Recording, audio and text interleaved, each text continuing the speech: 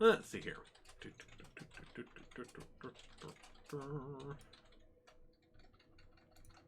Okay, one we have not had. Nice. Let's see here. So, the question is, what is your pet peeve, and how does it come up?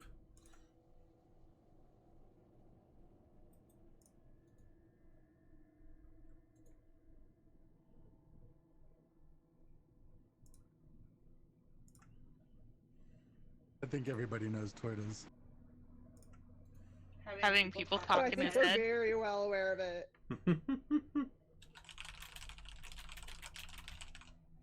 That we do.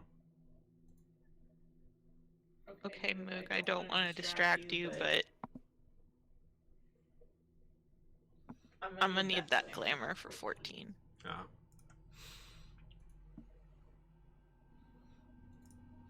How about you, Jinku? What's your pet peeve?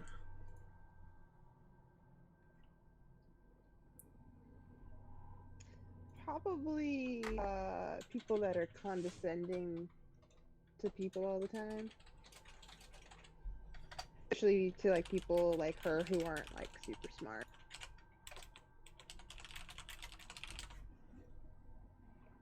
Okay.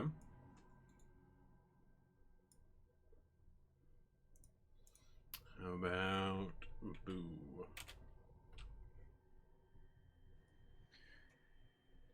People who take shortcuts to gain their magical power and ability, including but not limited to every warlock, all sorcerers, most clerics, all paladins, and yeah, we'll just start there. And I could go on. Thank you for saying most clerics. I think your trickery definitely earns its you earn your magic is all I will say to that. Thanks for leaving out monks. I'd hate to have to thump you again. I don't view monks as magic.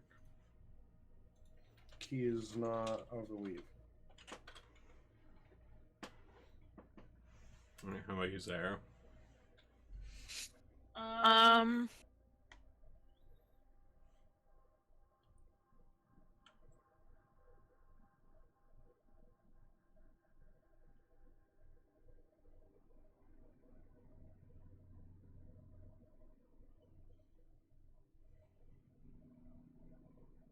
I think Zyara's biggest pet peeve is probably just like people that think that they're better than everyone, and so they just like act very holier than thou. Okay.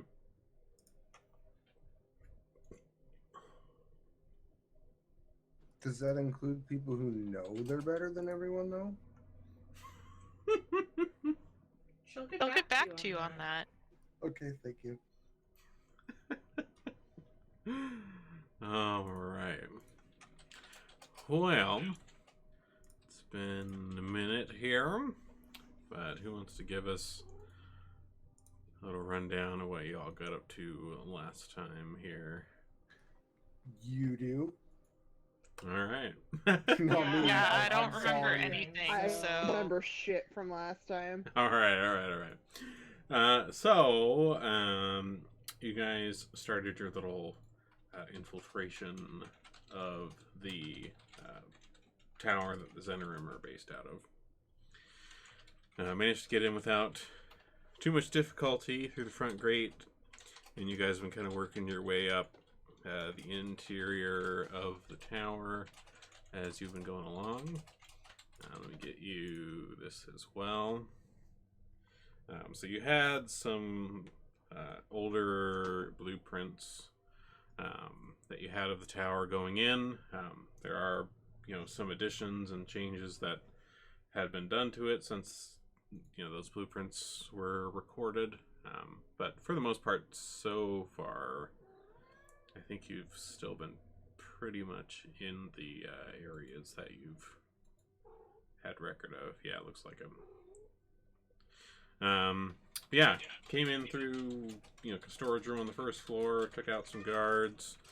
There was kind of a half work on the second floor who seemed to assume that if you were in the tower, you were had access to come in, so he didn't really have any sort of issue with you all, and until you all took him out, and then he didn't have any issues anymore.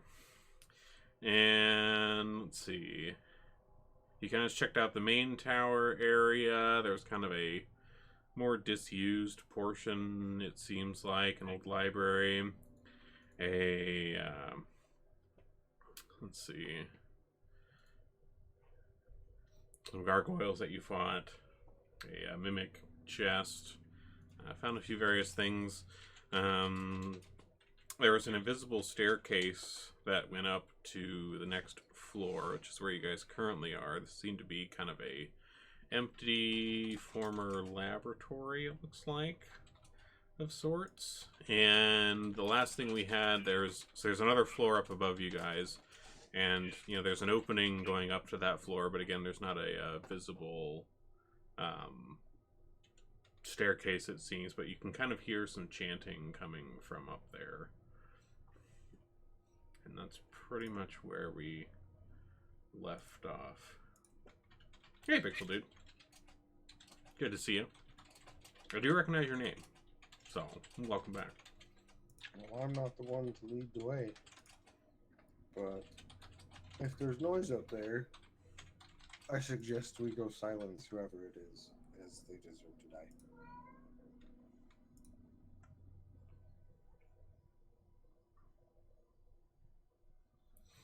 So in terms of like when you guys came up to this floor, like the invisible staircase from the previous floor kind of curved around the outside and came up on like the right hand end of this half circle you're on, and it seems like just from like the orientation of the hole into the roof or into the next floor above, it seems like on the left side. You would guess there's probably another one, at least from the way the railings look, but you can't see the stairs itself. How high up is it? It's about another, like on average, it's like 20 or so feet between each floor. It's kind of an awkward jump from where you're at. Like the opening, you can actually kind of see it on the kind of black and white blueprint diagram. So currently you guys are at what's marked as K11 on that, and K15, the next floor, has kind of half the floor is filled in, and then it kind of extends to one side, and then there's these kind of openings where the staircase seems to come up. So you'd kind of have to be jumping out over the empty half of this floor and up to get up there, at least from where you're standing right now. A little bit of an awkward jump.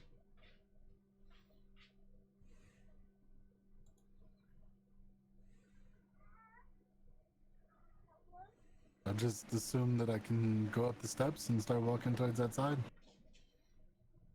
Yeah.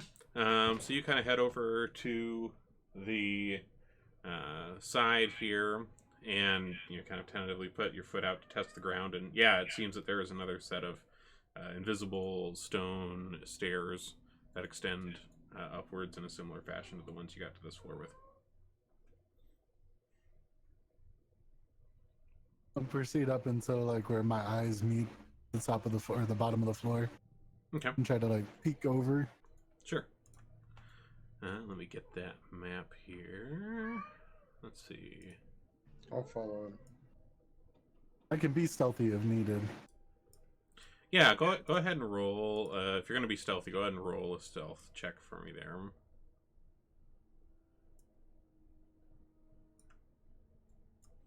Okay. So you proficiently sneak up that way without alerting anyone. Let me get you this next floor here. So you two are kind of coming up these stairs, and get just enough height to be able to kind of peek over into what's going on. So on this floor, you see that there are 4 people in kind of long robes, standing around looks like kind of a circle of some sort that's been inscribed or drawn onto the ground. There is kind of a large creature of some kind inside the circle, kind of slumped over, seems to be unconscious. You can't really make out very well what it is. It's quite large. It's kind of a low light in here is kind of low. It's mostly from like some candles that these people are holding on to, so not a lot of good visibility here to see what it is. But they're all kind of facing towards this circle in the middle and chanting some sort of spell or other, not in any sort of language that you can recognize. Here, let me move. How far apart are the closest two to me? Get that moved over here. So they are about 5-6 feet apart or so from where you guys are at, coming up those stairs. Like, their backs are to you since they're kind of looking towards this. The other two across the way, like, they're facing towards the circle, so they're looking in your direction, but they haven't seemed to take notice of you yet because you haven't really poked up very far, and the lighting isn't so good, especially over by those stairs. Can I cast Comprehend Languages on myself? Sure, go ahead. Okay, I do that. Okay. So you cast Comprehend Languages, and the incantation these 3 are reciting seems to be some kind of binding spell. Perhaps like you aren't particularly familiar with what exactly this spell or incantation they're doing is, but the words of it seem to insinuate that they're either trying to some sort of summoning or some sort of binding process with whatever this thing in the circle is. I'm remembering that, or like I probably don't have like pens because it's like I don't imagine there's a quick way to write shit down. Or I guess charcoal pens, huh? Those exist. You could, yeah. If it's reasonable, because like I do have like I think a writing set or something. I know I have parchment and stuff. If it's reasonable, I would probably be like writing this down. If I'm listening to magic shit, I'm always down to steal dark magic shit. Seems like they're binding something. Do they look like Zentrum? It's difficult to tell. They have these kind of long robes on. You can't really make out features too well in the shadows. Like, they all seem to be pretty average height, like medium size. But with the robes on, like, there's no, discernible, markings or tattoos or anything like that. But, assumedly, if they're here, they're likely Zentrum. Sort of just waiting for the kill order.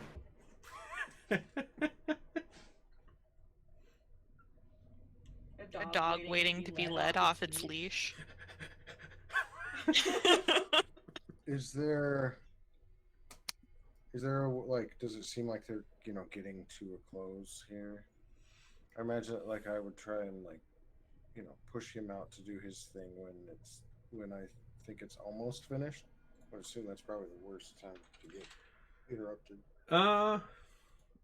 It's kind of hard to tell. Like, as you've been listening, like, you've heard like various parts of the incantation being like repeated sometimes, so you don't know if this is some sort of like ongoing process, or like you're not entirely sure what exactly it is they're doing with this creature. So it's kind of hard to make out if there's like an end they're getting to, since every once in a while it seems to kind of circle back to, you know, some parts you've heard before. Not a clear break point.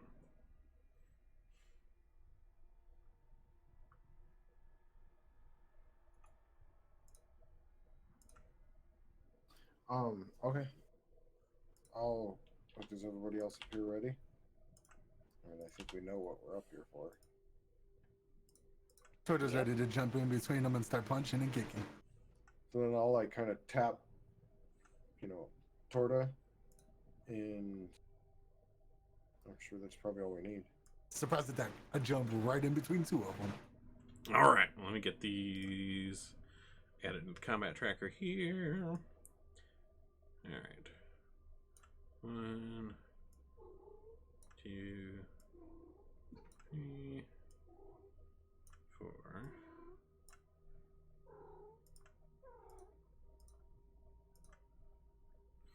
Okay. Go ahead and roll for initiative then, if we're jumping in.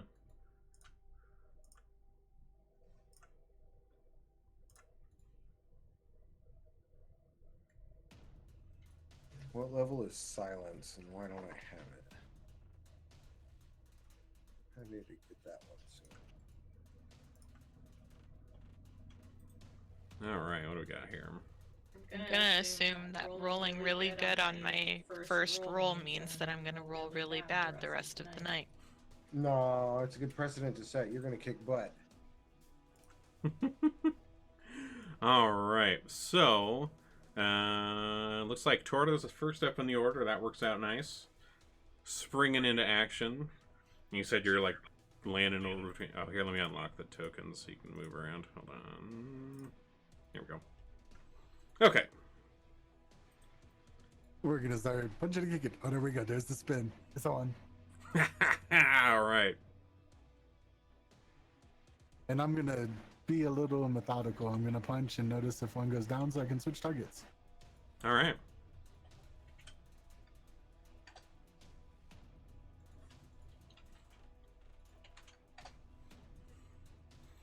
All right.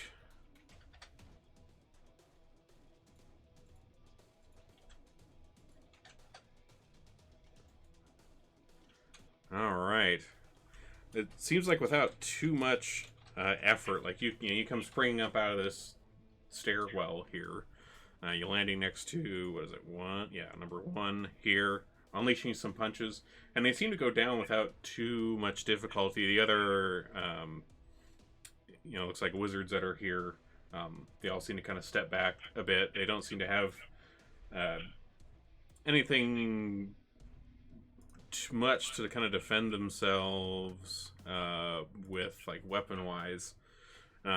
You do notice when this first wizard goes down, the kind of shadow slumped over in the middle of this circle seems to stir a little bit. Is it legitimately a shadow, or can I make it out? Because I do have dark vision. Let's see. With your dark vision, like, it's still kind of curled up on itself, but it looks like you see a lot of fur. And some pretty beefy looking arms on this thing. You can't quite make out exactly what it is, just because it's kind of, kind of hunched on itself on the ground. But it seems like a pretty beefy something, very furry. Good enough.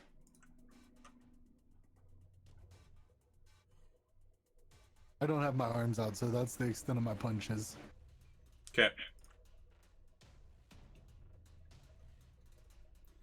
All right. That brings us to Azara. A little ways down the stairs, Torta just leaped up over the edge. You hear some chaos. Okay.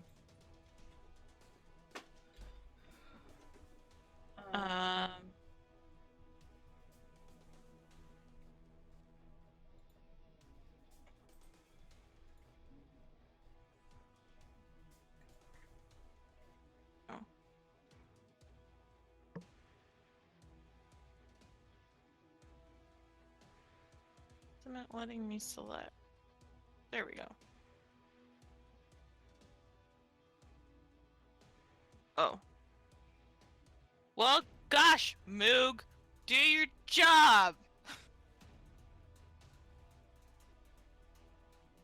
There you go. Should just be the ones that are still alive.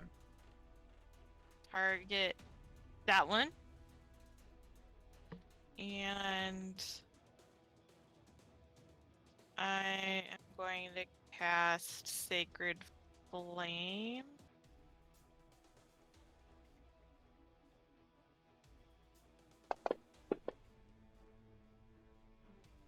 All right, it does not pass its check, so feel free to roll that damage. All right, so your Sacred Flame comes down on this wizard over here, kind of catching its cloak alight. Do a little bit of singeing to it. Anything else? Nope.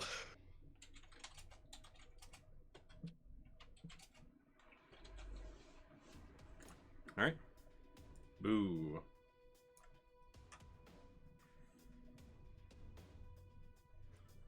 I'll run across the room here and hit this other one with my quarterstaff. Okay.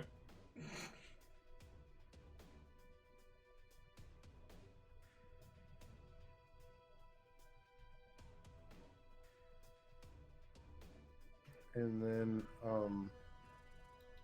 I will hit him with an unarmed attack as well Okay. for my bonus action. Right, that is first level. It's been a minute. Yeah, monks can do that at first level. Yeah, that sounds right. Martial Mhm. art, Yep. Okay. I'm gonna roll attack with my quarterstaff because I got stoned and didn't build the attack. Okay.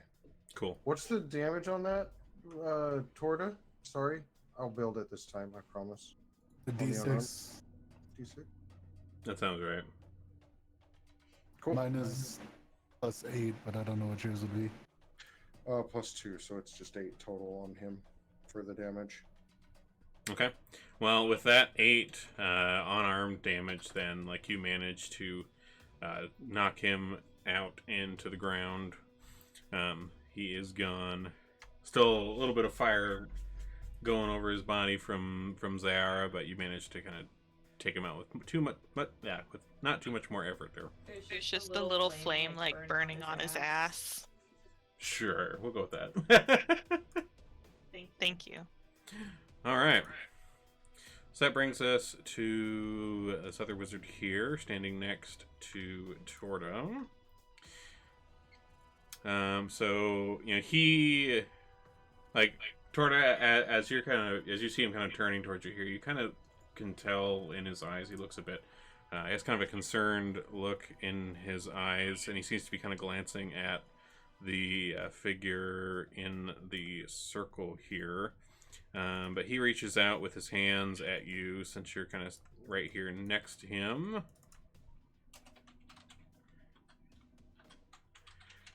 And you feel this kind of heat burst from his hands as he reaches toward you. You manage to save and dodge kind of partly out of the way, but you still take half damage on that. Does he actually touch me? I don't. Let me see if this is this a touch spell or is it a distance? Touch. Oh, it is a cone. Actually, I didn't realize it was a cone. So that's 15 feet, 5, 10. So this would actually hit Zayara as well. God damn it. I thought it was just a touch spell. I read that wrong. Okay, so Zayara, let me roll that save on you. You also take half damage. I'm not going to re-roll the damage. We'll just go with what it was for Torda. So go ahead and put 12 damage on yourself. So this kind of cone of heat, kind of. Wait, no, I succeeded my save. Yeah, 12 is half damage. Oh. Oh, sorry. No, 6 is half damage. 6 is half damage. I misread that. My bad. 6. Okay. Okay. So I take 6 damage? Yep, just 6. Just 6. Go ahead and manually apply that. Okay, so yeah, so this cone of heat kind of bursts out of his hands as he kind of spreads them out in front of him here. Like, Jinku, you're kind of just on the edge of it. You kind of feel the air in front of you get a little toasty, but it doesn't quite reach you since you're kind of a little down the stairs a ways. You got to kind of you feel a waft kind of over your head from where you're standing. Which brings us to Jinku there, down the stairs a little ways. What are you doing? Alright, I am gonna run in here. I'm gonna cross to this guy. And then I am going to do something I have the ability to do. I am going to attack twice. Oh, that's right, you do have your multi-attack now. That's nice. Sweet. Boom, hit 1, takes him down without too much trouble. Alright, well then I don't even need to attack him twice. Doubles that rule. Wait, was he wearing a hat at all? The what? Was he wearing a hat? He was wearing like a robe which had a hood. I'm not interested in hoods. No hat.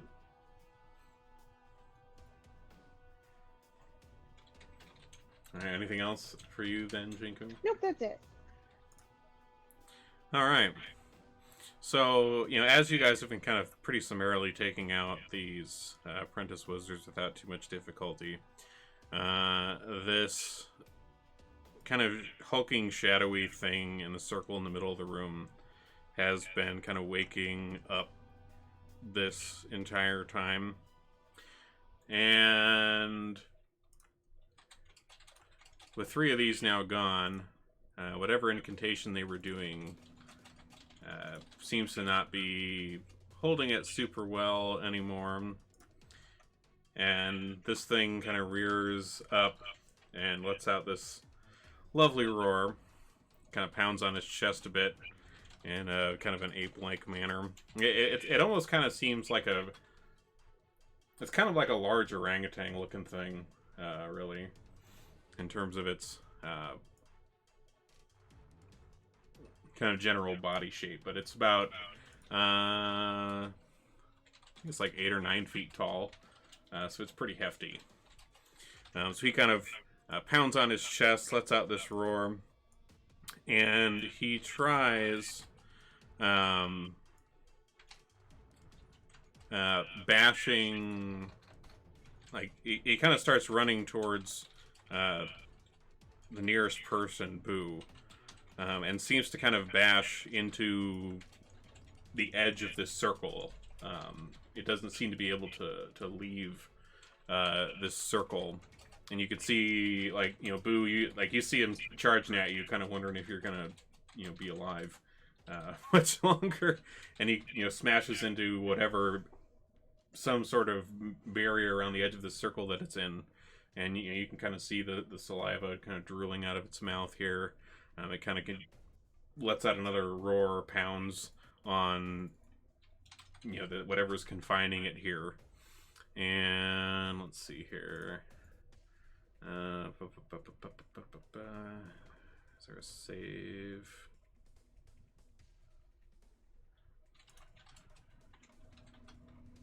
Oh, there is a save. Okay. Where is his?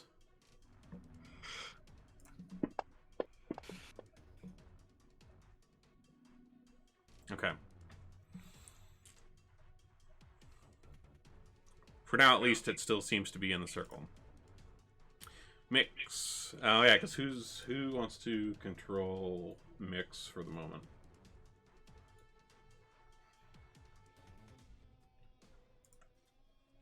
I guess. I Okay. can. Okay. Let me free him up.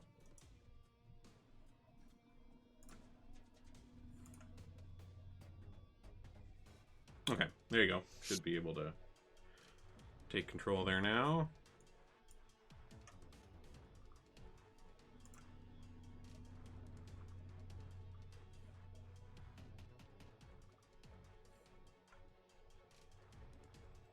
Oh, Mix will use his crossbow on the wizard. Okay.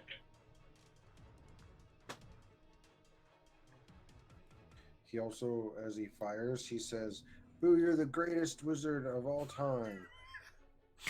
And that's his turn. That was the most believable Mix impersonation I've ever heard. It's like he was here the whole time. Beautiful. He wasn't? Oh my god. I know. All right.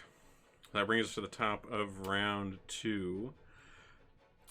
So this creature in the circle, once again, kind of rears back a little bit in what little space it does have, and tries running at you again, Boo.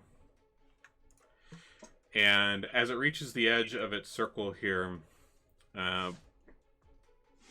there isn't really like an audible crack, but you like feel like, you know, because you're kind of in tune with like the weave and things like that. You kind of feel something break with, you know, whatever is holding this where it is. And you see it coming over the edge of this circle line. It seems to have been able to break free of whatever was holding it in here. And it comes at you, Boo, with some fists.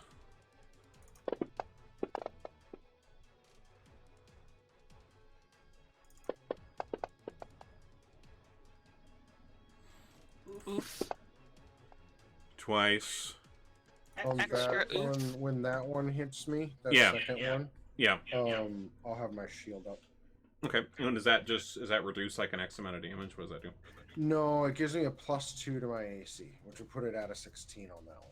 Okay, so go ahead and take off that second damage then. It kind of, so if this first punch connects, you kind of react to that with your shield going up. Second one comes down and, you know, smashes against this, you know, ethereal shield of sorts that you Question. popped up. Yeah, go ahead, Jinku. He like moved to like melee range me. Would I get an attack of opportunity on him? I think that only happens when they're moving out of your range. Okay, I wasn't sure. That's why I asked. Let's see. All right, so that is his turn then. Looks like we have the other wizard here. You know, he sees this, you know, creature breaking out of the circle here, and he uses his turn to disengage from Torta, so Torta doesn't get an attack of opportunity. And you see him kind of go running in the direction of the stairs over here, and uses his action to do that disengage. Jinku, you've just had some hulking fists kind of flying right near your ear, smashing at Boo. Yes, looks like a weak opponent. I will attack at Big Boy here twice with my flail. All right, smack away.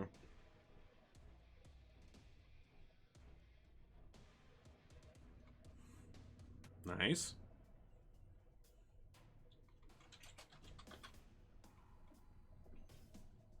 Ooh. And that'll be my turn. All right, well, you managed to get a hit in at least. Kind of tearing at the kind of muscly flesh under the kind of rough orange fur on this thing. Boo. Oops. Didn't mean to jump forward that far. There we go. Taking a few blows. What are you doing? I'm gonna yell for Torta, and then I'm gonna swing at this thing with my quarterstaff. All right. Oh, Oof. terrible time. Terrible I'm gonna- time indeed. Do an unarmed strike. Okay. There we go. That's a little better. Yep. Nice. Go ahead and roll your d6 plus 2. There we go. Max damage again.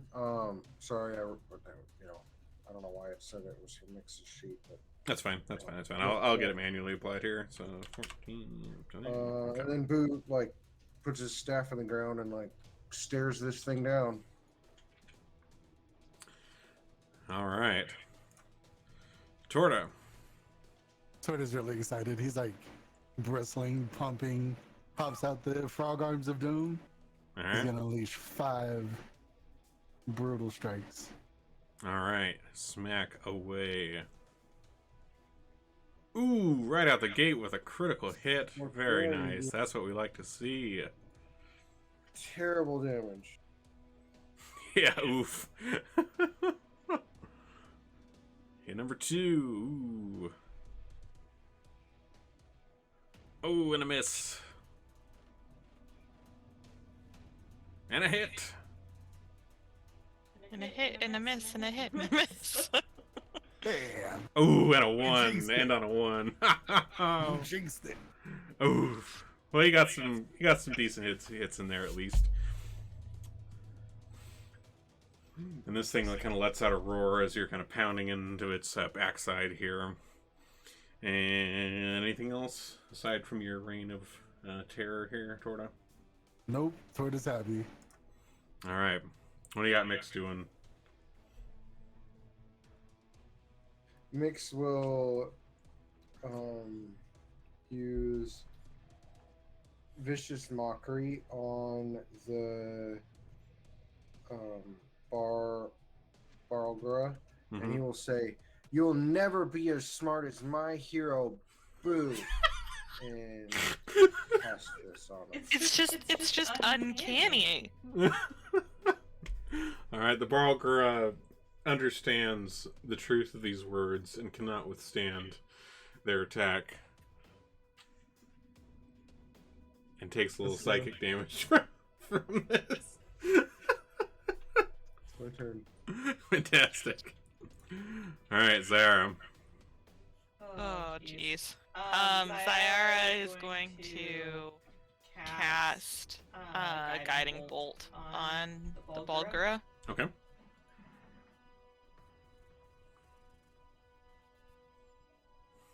Okay. All right, that hits. Very nice. All right. Well done. And it puts an effect on him. Sweet. All right, Torta at the top of the round. All right. 5 more blows. I don't know why I rolled twice. It looks like you have you're doing advantage. Yeah, it's because of your guiding bolt. Yeah. Oh, You attack with advantage because I have Guiding Bolt on him. Well, that advantage Yeah, came in boy. real handy there. Yeah, for real. All right, so Torta lets out these blows, guided by the shining light of our cleric here, casting this demonic entity down. Like as it falls down to the floor, it kind of disintegrates into some sort of like ashy substance. Damn it. I was gonna steal its lip ring. Lip ring? Yeah, the picture has a lip ring on it. Oh. I was gonna steal some teeth. Well, Is he wearing a hat? he is not wearing a We hat. could have shaved some of his fur off and felted you a hat. Oh, God. No, it's the principle of the matter. They wear a hat, I'm taking all their goddamn hats. Anyway, continue. Ash. Yeah, so this summoned creature disintegrates back into ash or some other components, it seems, onto the floor. Mix. There's an apprentice wizard at the top of the stairs trying to get the hell out of Dodge.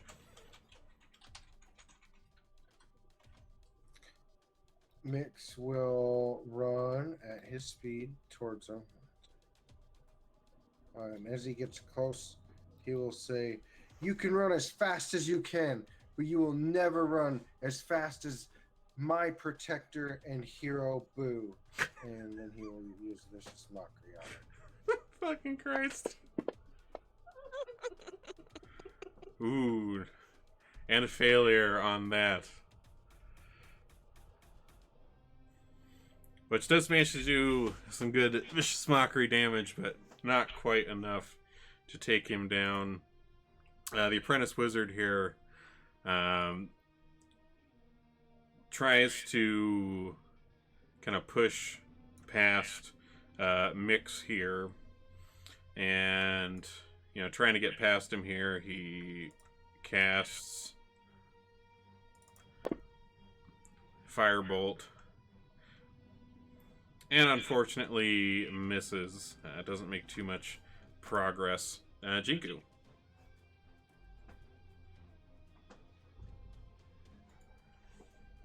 Was just that one apprentice left? Yep. You might want to remove the Barluga. Poof.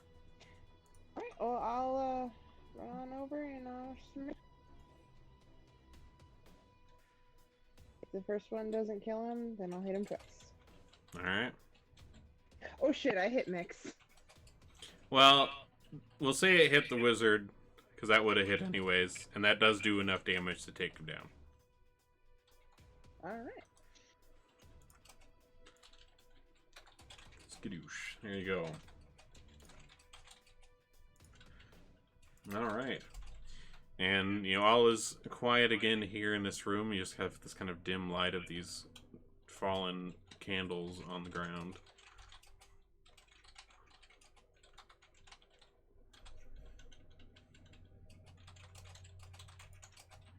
Well, that was a whole ordeal.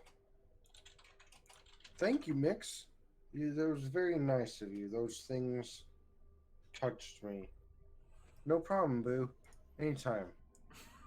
It was a beautiful night between you two.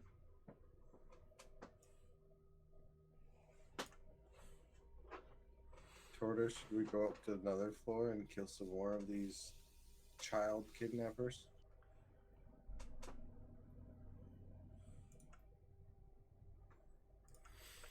So, from what you could see where you are, it does once again look like there is another floor above you. It's not on the blueprint that you guys had. And once again, it seems like there's another invisible staircase. Since there seems to be most of the floor above you is filled in, there isn't really like much of a gap aside from like one side where a curving staircase around the outside of the tower would assumedly connect. And in the low light of the candles, like you kind of look up there, those of you that have dark vision, like Torta at least. I have dark vision. Oh, and Sarum. It looks kind of solid. Like there seems to be kind of like a solid wall at the top of this opening. Like you can't make it out quite clearly just because the light's not super good. Looks like there might be like a door up there blocking it off. So it's not like as open as some of these other floors have been.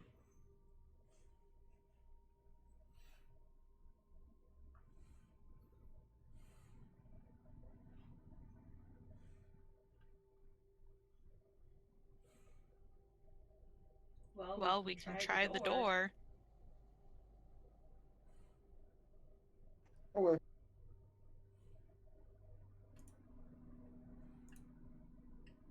Oh wait, I'm sorry, I misread the next floor you do have on your blueprint. My bad. It's level 5, K16 on that blueprint image that you guys got. So there's no door. There is a door. I just I thought we were at level 6 already, but now we're at level 5.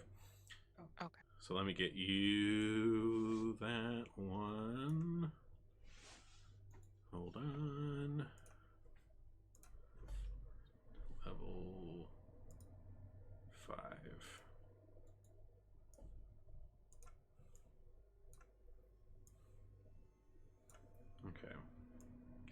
dropped over there.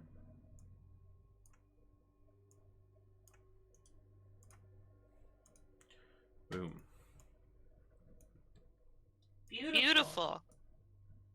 Indeed. They decorated so wonderfully.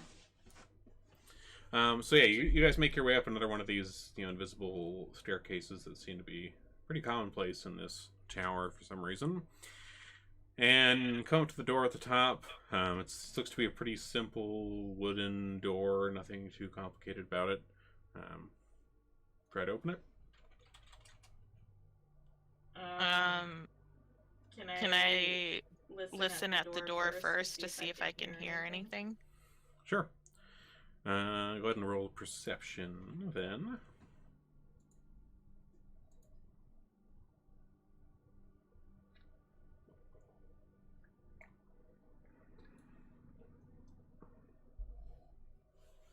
Alright, so you listen at the door.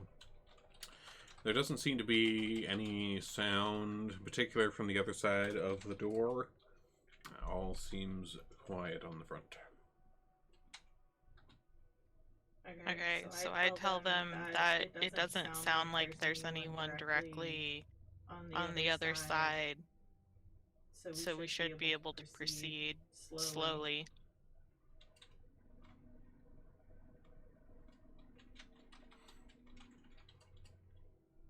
Okay. So you head on in.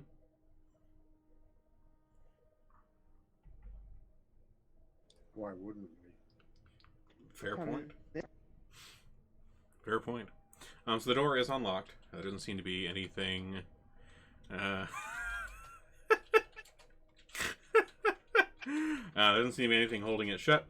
And you head on inside. This room seems to be pretty enclosed on all sides. Like the staircase you guys came up from, there's like wall all around it, aside from this door that you guys just came through. The room is pretty dusty when you guys come in here. There's like bits of clay and stone and bones and metal kind of littering the floor in various places as you guys step into the room here. Oop. Oh, it's doing the door thing. Hold on. Let me unlock tokens. There we go. I love it. Oh, can you move mix for me? Oh, there we go. Thank you. There we go. There we go. Okay. So one thing you all notice as you walk into this room and you're kind of walking across the floor. The floor seems to creak, and you almost kind of feel it tilting a little bit here and there as you guys are walking across it, which seems odd.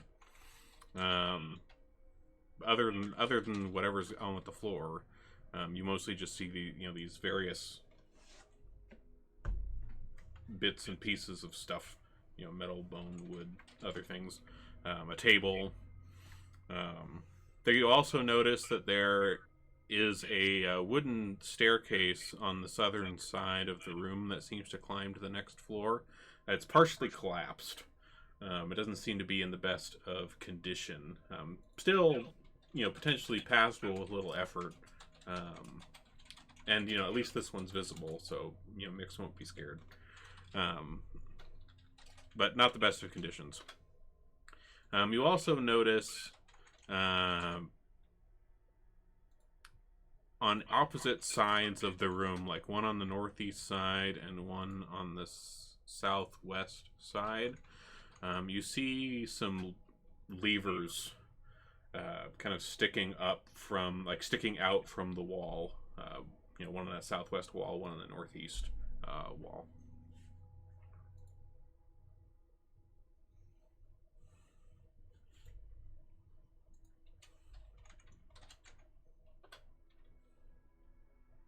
I'll investigate the steps that are going up to the next level. Okay. So Tor, you head kind of over to the south end of the room, kind of looking up these steps that go up. You can see up above you where the steps end. Like, they don't go up very far around like the curving exterior wall, but there's another door at the top end of these stairs, and again, they're kind of closed off. There's walls all around the the edges up there. You could probably get up them without too much difficulty. You might need to roll a, let me see, like an acrobatics check to kind of scramble up these if you're wanting to head up there. I'm gonna go up, let them investigate down here. Okay, go ahead and roll acrobatics then for me. And as expected, very acrobatic. You managed to kind of scrabble up over these collapsed stairs without too much difficulty, especially with your ability to jump. You can avoid some of the more precarious parts, and you kind of land pretty much in front of the door up there, within reach of being able to open it without too much trouble. The rest of you down here on this kind of, again, still slightly creaking, tilting a bit floor, what are you guys doing? Checking anything out? Next, we'll investigate the lever. Okay. Roll a perception check as he's kind of poking around over there. Okay. So as he's like looking around, like the lever and the area around it, he notices that the entire floor does not seem to be attached to the walls. Like, there's a very small gap all around the edge of this floor of the room, and the only thing holding it to these walls, beneath each of these levers, is a large iron clamp that seems to be clamped around this corner, and then one in the opposite corner, and these levers seem to be attached to whatever these clamping mechanisms are for the floor. Neat.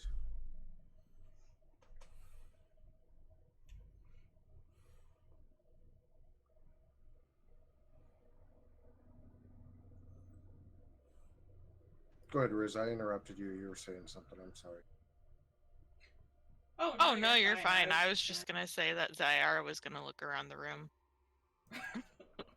Okay.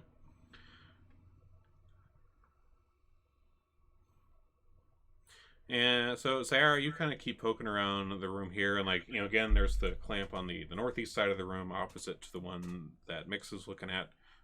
They seem to be the only things holding the floor, which is why it seems to be tilting a little bit back and forth depending on where everybody's weight's at. As you're poking around, there's all these various scraps of things on the floor, and you're kind of like picking some of them up. Some of them seem to be pieces of like armor, like you find like a gauntlet and like a pauldron, a helmet, some other things. And as you're kind of observing like one of these gauntlets here that's on the floor, it's a little bit rusted. It doesn't seem like it's seen too much care in a while. But as you're kind of like trying to hold it up and like turn it in your hands, it suddenly flies out of your hands towards the chess piece that's laying on the table. And the rest of you are also kind of hear this sudden clanking noises. These other pieces all kind of fly together around the one on the table here. Guys. Uh, And everybody roll initiative. This is why you don't touch things.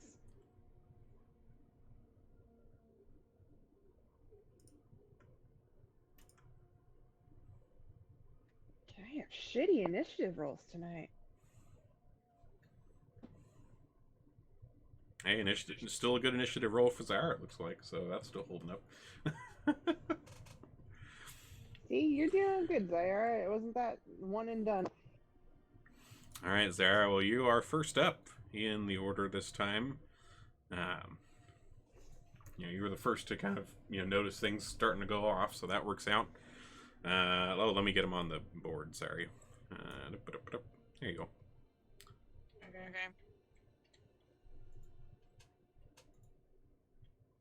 I'm gonna go ahead and do guiding bolt again. Okay, sure. Fire away. Nice, that hits. Oh, beautiful. Very nice. Okay, that's all I'm gonna do. Okay. Wait, why did that? What the heck? It started. Oh, because it started a new round. For some Oh. reason. I'll cast it again. No, you're fine. You're fine. You're fine. It like that cast just fine. Well, no, but it expired. When it started the new round, it expired for some reason. Oh, that's right, because it only lasts until. So I put the effect on it again. Okay, that's fine. That's fine. Let's see. And just checking on the original order since this got all fucked up. I think it's Mix because was it next. was. I think it's because it was still on Jinku. It was, yeah. That's on me. It looks like Mix was the one who was next up in the order originally. So Boo, what are you gonna have Mix do?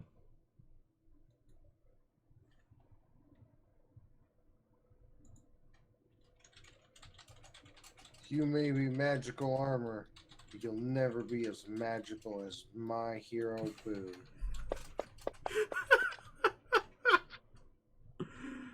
Oh dear. Really heartfelt evening. Indeed. Oh shit. That brings you to tears. Yeah. All right. Mixer's turn. All right.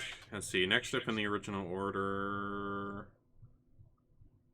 was, I think it was the armor actually. Yep.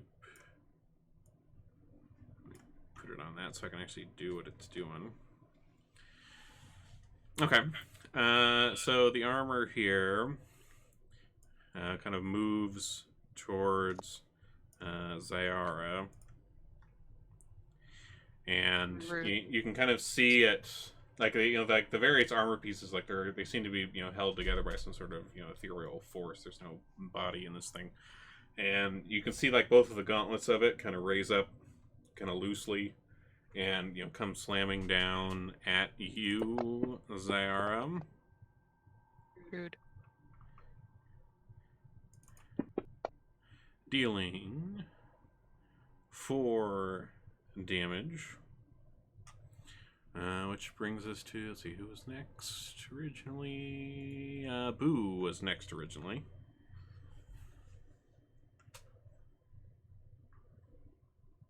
Inspired by his companion's kind words, Boo will run up and strike at this thing with his quarterstaff. Okay.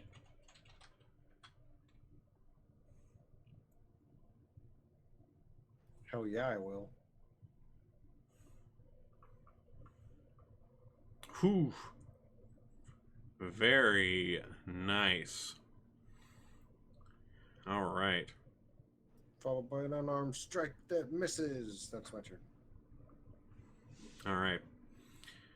So, as you lay into this thing with this strike, like as a reaction to your hit, one of the gauntlets of this animated armor kind of shoots off to the northeast side of the room, grabs onto that lever, yanks it, and the clamp, like you hear the clamp on the side of that, on that end of the floor come loose, and the whole floor kind of starts tilting downwards towards the northeast as the only thing holding it up, or sorry, not tilting downwards, tilting upwards actually, much to your surprise, as the only other thing holding it seems to be the opposing clamp.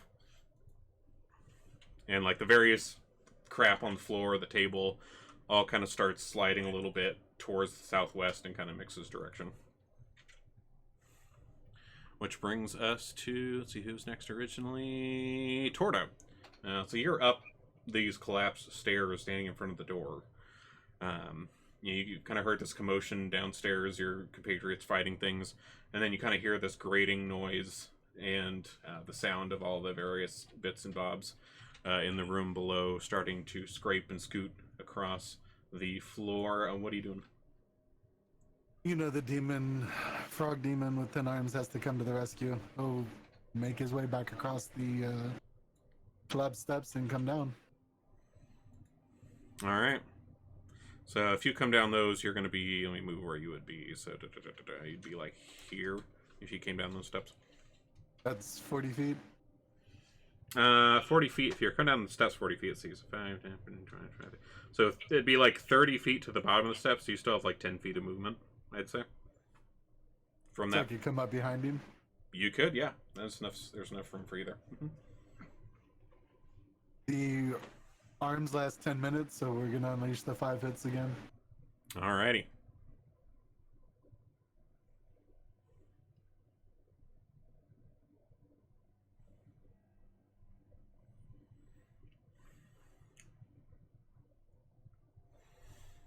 All right. So you let these strikes out onto this animated armor here, floating to the next to the table, and you manage to do enough damage to these kind of rusted old armor pieces that you break whatever enchantment was holding it together, and the pieces kind of clatter to the ground, and start to roll and scrape to the southwest. The whole, like, those of you that are standing, well, all of you are standing on the floor, but all of you kind of feel the floor, like it's kind of going up and down a little bit. Like it almost seems to be like trying, like this northeast corner seems to be like trying to go upwards. Like something is like pulling it up.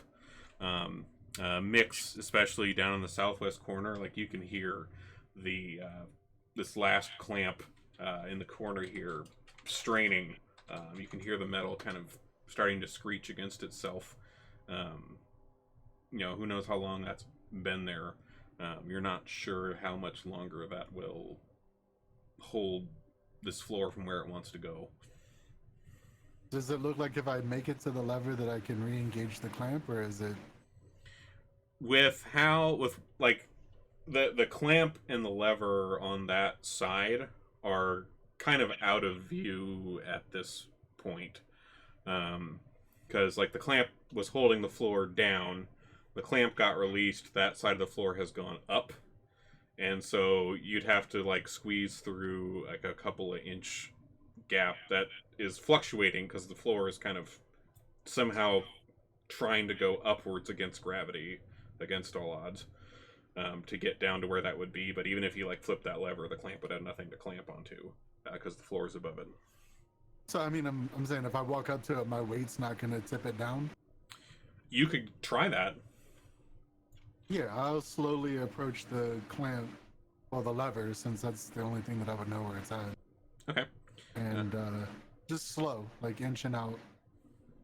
I don't want to fall through the floor, of course. Okay.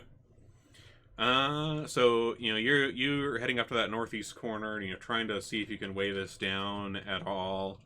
From what you can see, just like observing like the stones on the wall, and seeing where the floor is, at, it doesn't seem to be having much of an effect in terms of pushing it back down. I'll call for Jinko to come up next to me. Slowly. She will tiptoe her way over to...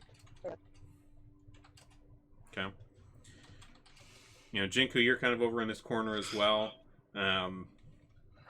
It's having like a little bit of like maybe a marginal effect, but still not as much as you would hope. Mix over in the southwest corner, still over by this other clamp. It's kind of alerting you all that things are not looking so great for this other clamp. One of the parts of it that's like part of it seems to be kind of twisting a bit from all the movement of the floor. It kind of alerts you that this may not hold on much longer.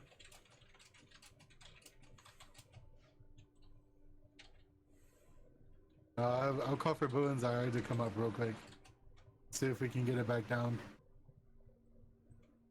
Okay. Okay, but maybe we should get out of here if this doesn't solve the problem quick. I don't like the feeling here. Up or down? Going up, it's collapsed, remember. Oh, that's right. Yeah, so there are the stairs going up that, they're collapsed, but they're still passable with a little bit of acrobatics.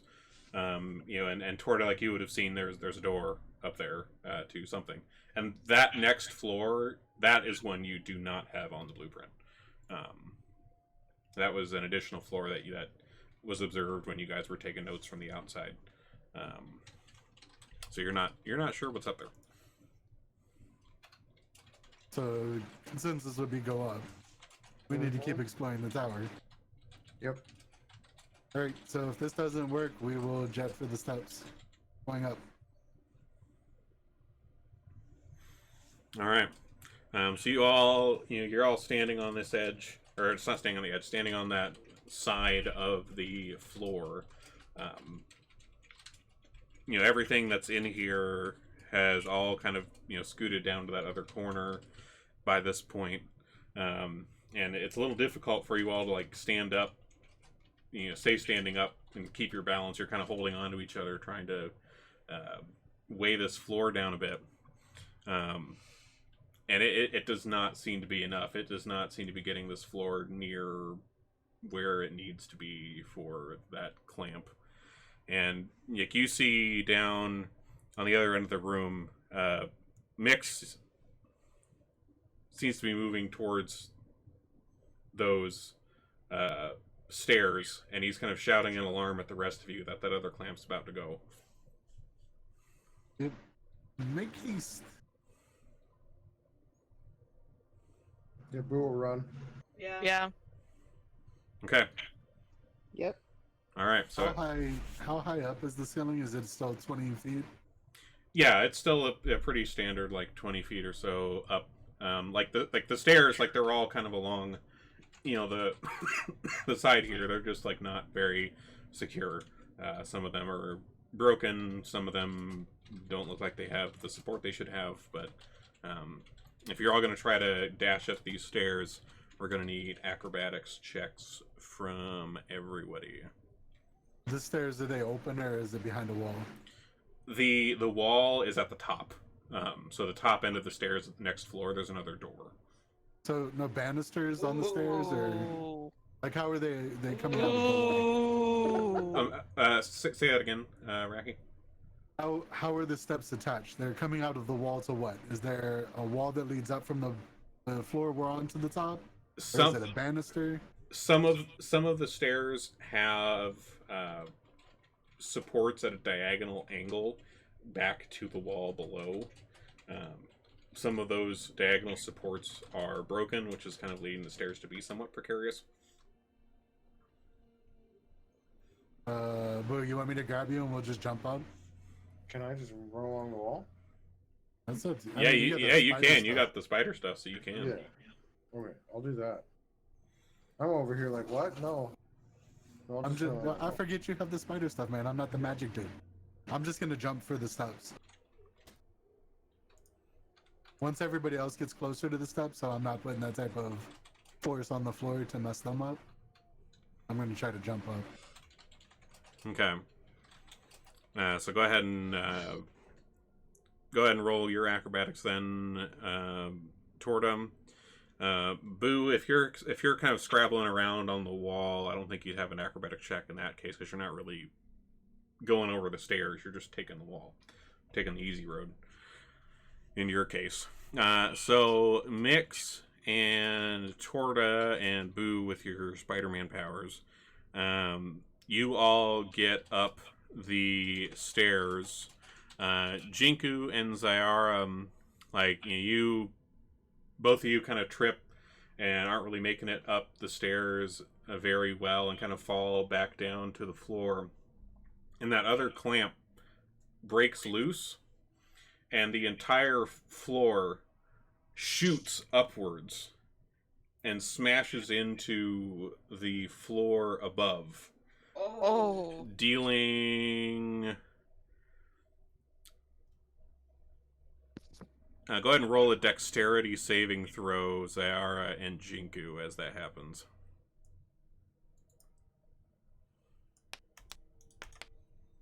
Jesus. Let's see. Oof. Both of you take 18 bludgeoning damage from this. So, 18? 18. So this floor like smashes you two up against the floor of the next floor up, and you guys are knocked prone from this, taking quite a bit of damage from the blow. And after it smashes into the floor above, the floor kind of settles down, like it kind of slowly comes back down a little bit, and stops about 7 feet below the ceiling. So it doesn't like go all the way back down to its original position. It stops at that point.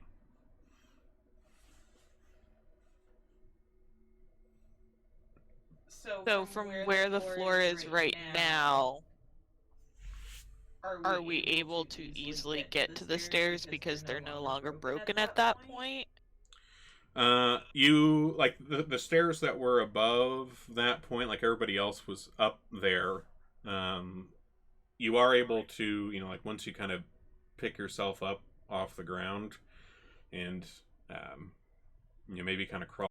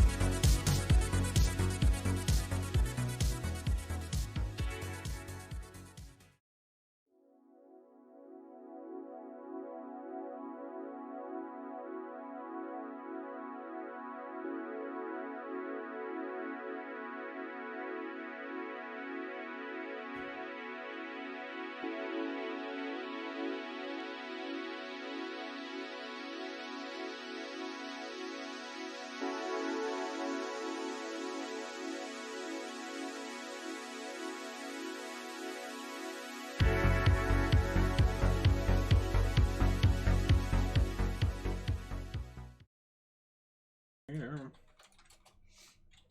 Okay. So, let me share the new floor with you here. So yeah, so you guys are all kind of around the top of these, partially collapsed wooden stairs outside another door. It's, fairly dark up here. Like this last floor that you guys were just in, and seemingly this floor too. Like, the dust kind of hangs in the air. There isn't really much light. Like, there's nothing like actively lighting these areas. It seems like these ones aren't in as much of use as other parts of the tower, or maybe they may have been more undisturbed, or at least not frequently used since whoever the original residents were here. But you guys are outside this other door. Again, it's another pretty simple looking wooden door in the wall here at the top of the stairs.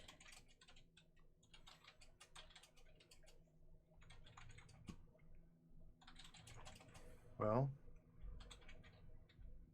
You want me to go through since I got the arms still engaged for another minute or two? yep. Okay.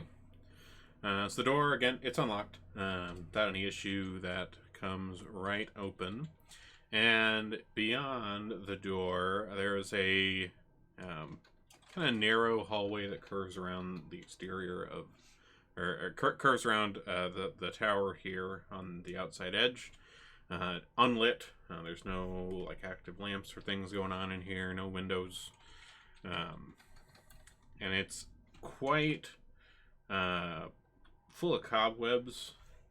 There's quite a few of them kind of lining, across the corners, at the ceiling, at the floor, and looking up toward it doesn't look like there's another floor above this one. You can see what looks to be like kind of the tiles of the roof and like the beams holding them up above you. This seems to be the top of this particular tower of the two towers that are in this little complex here.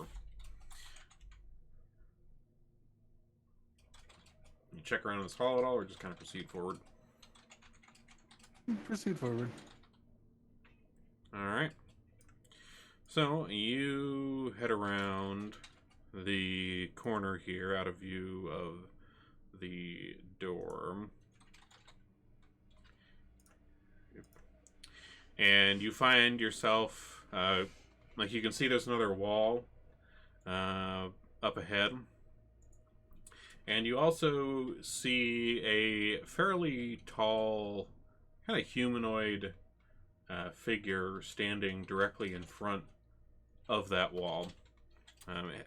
Go ahead and move your token to where you are in the hallway here, if you can. Okay, there we go. Okay, sweet. It doesn't seem to have noticed you yet. In the low light. With your dark vision, you can see that it is a humanoid shape, but it seems pretty uneven looking.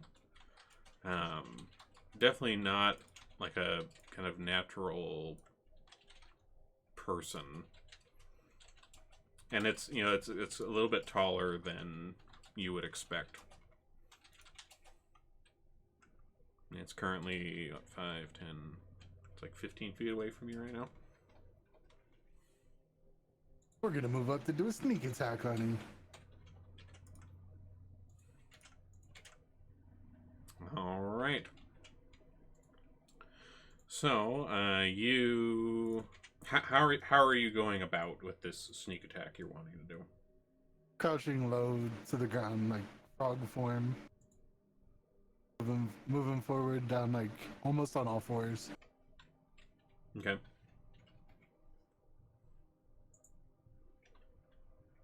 And as stealthy as possible. Okay.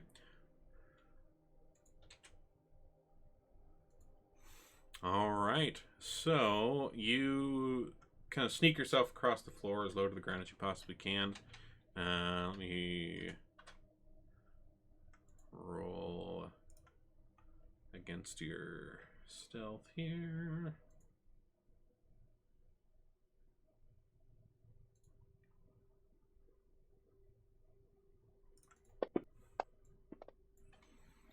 Okay.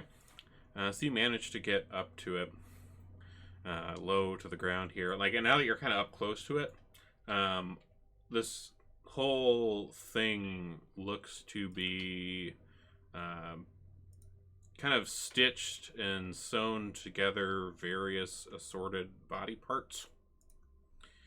And it kind of gives it its misshapen form. And it does not smell super great. Like this whole end of the hallway kind of reeks of death. And if you're gonna go ahead, if you're gonna with your sneak up to it, we'll go ahead and let you go ahead and get a first attack in here, and then we'll roll initiative. Let me get him on the board. Oh. I knew it. That's utterly terrifying. He's so pretty.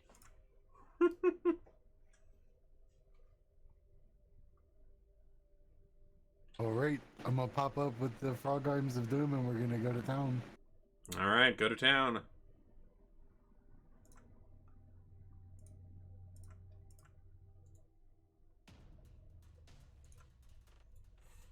Nice. Ooh, a crit. Let's see if you get a good roll on that crit. All right.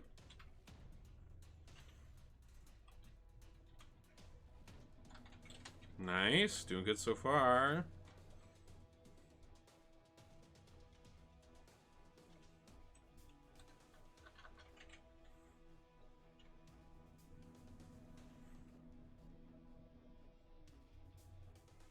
Very nice. All right. So everybody go ahead and roll initiative then, now that we've started some shit. We would never start shit.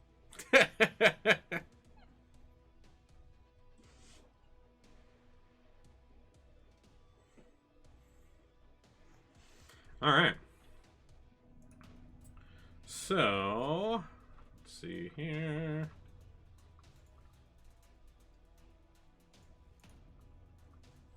All right. So, it looks like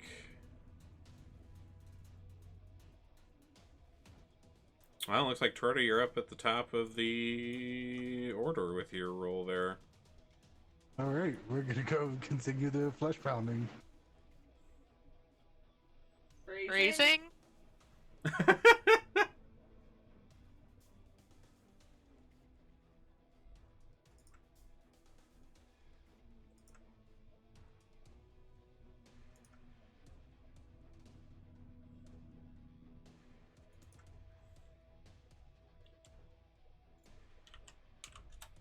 Should be the last one.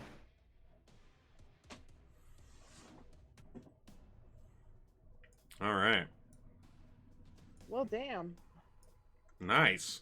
Oh, I got one more. Sorry, I miscounted. That's only 4. Jesus Christ. Save some for the rest of us.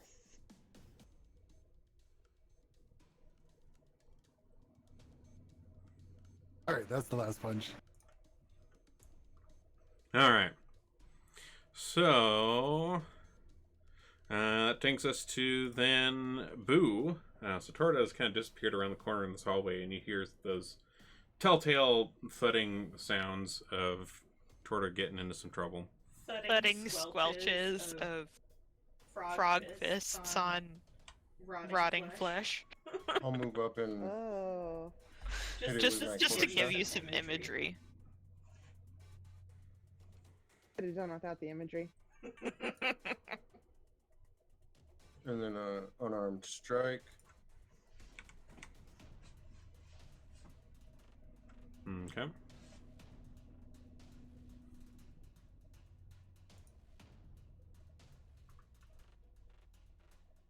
And then Mix will do the same. Always wanting to tag along.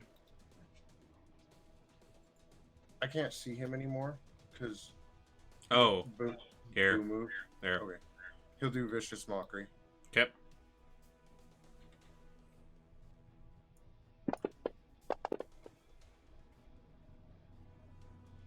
Okay. All right. Which brings us then to Jinku. Alrighty, well, I guess I will also move towards that horrible noise. It's pretty horrible. How, Are we supposed to be able this to is a pretty see narrow the whole map? space, isn't this? Oh, it's because I You'll see. There you go. I didn't realize that it was. Torta and Boo are in my way, aren't they? Kinda, yeah. Like, you could... I mean, Boo's... I mean, neither of them are super large, so you could probably squeeze in there. Okay. Yeah, I'd probably squeeze in there, and then we'll take a fleshy with my flail. Well, that's not going to be a pretty...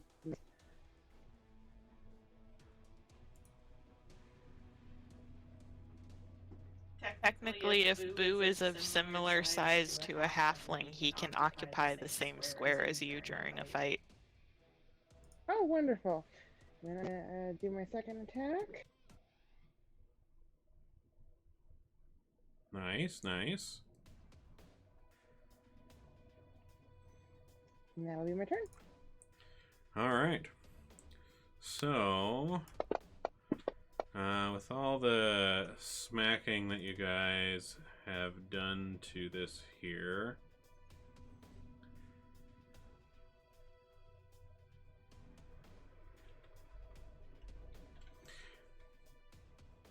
So there's kind of this strange, like, howl this golem lets out. You know, being, you know, like a construct of sorts of all these various body parts put together. You know, there's some sort of magic holding it together, and then or some sort of spirit or whatever, and it doesn't seem too happy about what's going on. And there's kind of this kind of inhuman wail that rings through the little hallway you guys are in here. Very disturbing. And... Oop. Why is that? There we go. Alright, so he tries slamming down at Torta here for 12 damage. And while you know, as he kind of like steps forward a little bit to smack at you, Torta here, everybody roll a perception check for me.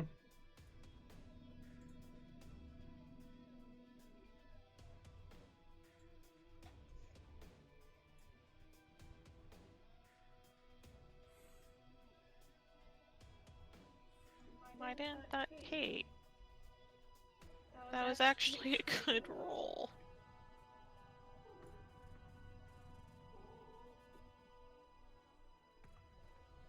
Okay.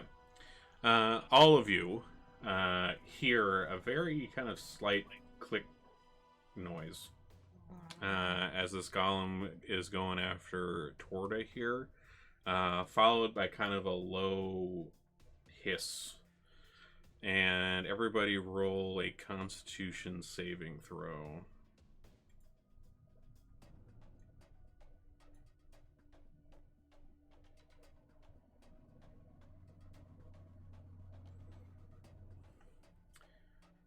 Okay.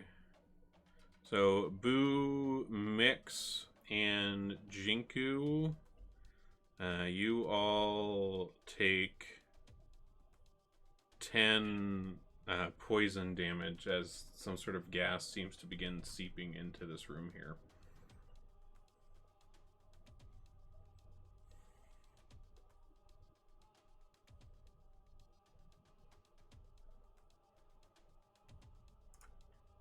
Which brings us to Zyara. Okay. Um.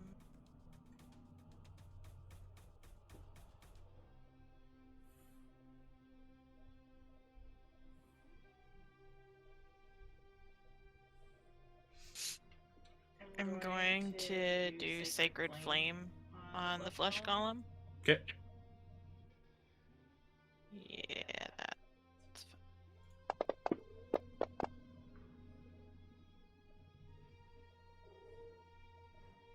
All right. It manages to resist that Sacred Flame. I forget, is that a...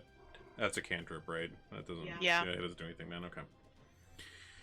Alright, anything else? I guess not. Alrighty. Boo! At the top of the order. Yeah, I will,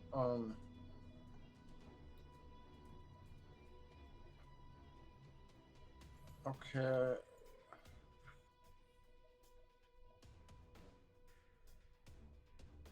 I guess, you can't disengage as a move action, can you? There's no 5-foot guarded step in 5e, is there? I mean, you could... Disengage is the thing. Yeah, you can disengage, but it, like, takes, like, an action, I think, to do It's that. an action. Okay. No, instead I will attempt, I will just,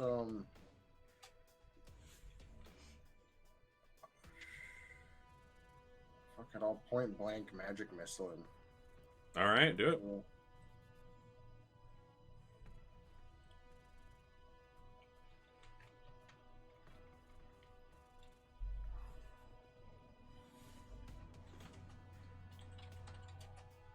Okay. It's my turn. Okay. I think he gets an attack of opportunity for that. For... I'm pretty sure casting a spell in melee range, doesn't it? I don't think that's 5e though. Yeah, I don't think Oh. so. I never heard of that. Okay, never mind. Triggering that. That's another Pathfinder thing. I thought it was 5e too. Okay. Torta. Punchy, punchy. Punchy punchy.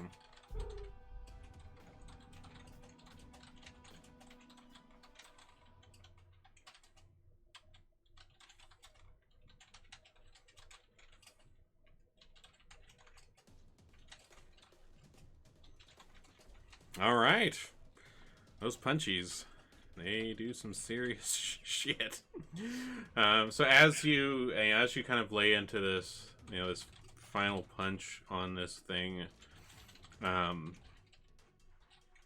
this kind of unholy like wail comes out of it, and its component parts seem to come apart a bit at the seams, and kind of fall to the floor. And you see this kind of vaguely kind of ghostly form erupt out of it and kind of disappear upwards into the ceiling, whatever sort of spirit was bound to this thing when it was created, at last released. But there is still the issue of this gas hissing into this hallway here. Is there another door in front of us? There is steps? another door in front of you here, yes. That the golem was standing in front of. Mm-hmm. I guess we need to get through that then, right, guys? Yep. And gals? in theory. Alright. I'll try to open it. Try the door. Okay. This door also seems to be unlocked. Opens without much difficulty, and you see another hallway beyond. Let me get that uncovered for you here.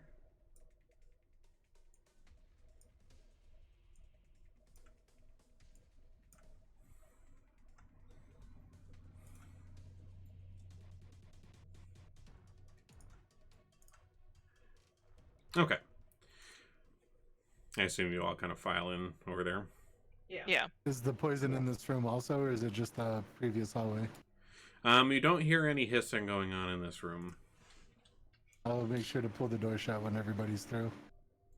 Okay. So, in this hallway here, again, this is another unlit hallway, very choked with dust and cobwebs everywhere. Nothing of interest that you see so far. Just the plain stone walls on the inside and the outside, kind of curving around to the south. I'll take lead again and start finishing the hallway. Okay. So you get down to the end of the hallway here, and at the very end of the hall on the wall, there is a very elaborate rune inscribed. It's kind of glowing. It's taking up most of the wall here. I'll call for Boas on that magical. Trying to step back out of his way. I'll move out, take a look at it. Okay. Roll me an Arcana check if you're trying to check this thing out. Okay. So you take a look at this rune, and from what you're able to glean from it, it appears to be a quite powerful conjuration. Like you sense a very powerful aura of conjuration around this rune, and just from like your knowledge of Arcana here, this appears to be the rune that sustains the force field around this entire property.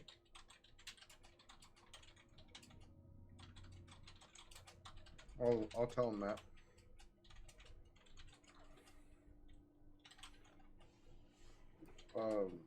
This seems to be the room that controls it all.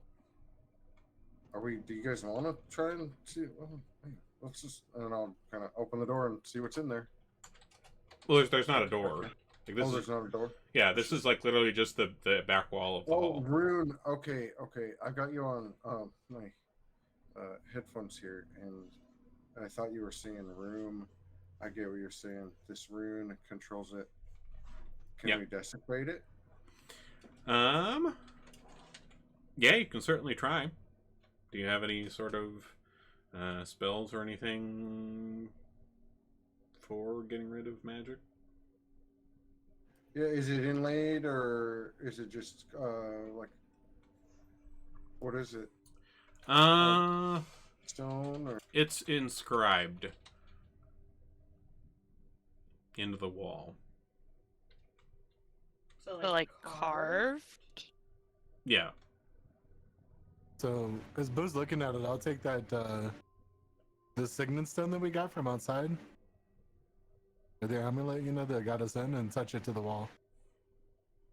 Okay. So you hold up one of the pass stones that you got to get through up to this.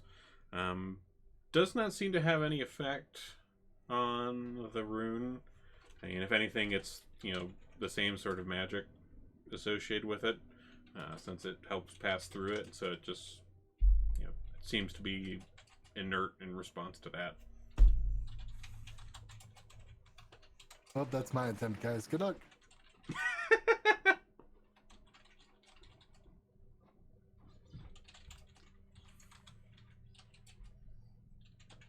The rest of you that are in this hallway here is like Boo's kind of checking out this room. Are you looking around in the hallway here at all? I think Zyara would be looking for another way out aside from the door that they came through. Okay. Roll a perception check if you're poking around in here.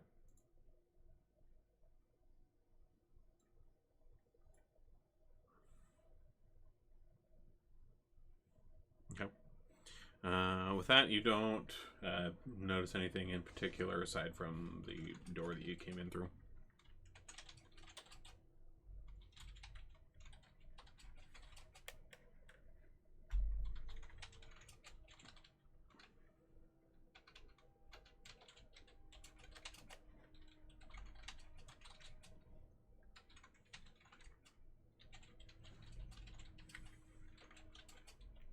Anyone else trying anything?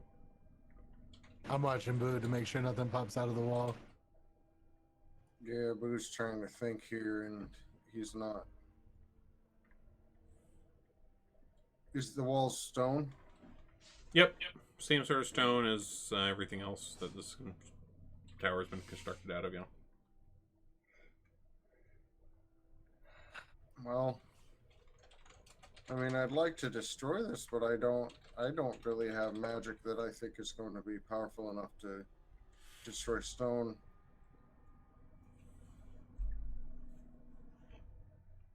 Is anyone strong enough to break the stone? I don't know, Jinku, Torta, what do you think? Can either of you guys maybe try chipping off some of this? See if it'll. I mean, man, I bet they wouldn't be happy if we, if we destroyed their little force field. I mean, I could try, but like, I've already been like pretty injured, so I'm kind of hesitant.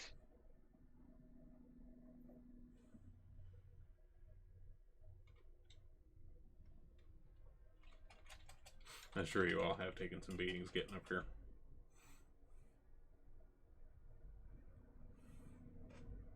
I mean, sure, I'll start. I got 4 arms right now. I'll start punching it. I don't have a weapon per se. I am the lethal weapon.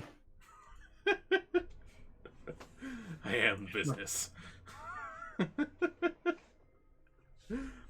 Alright. Well, let's see.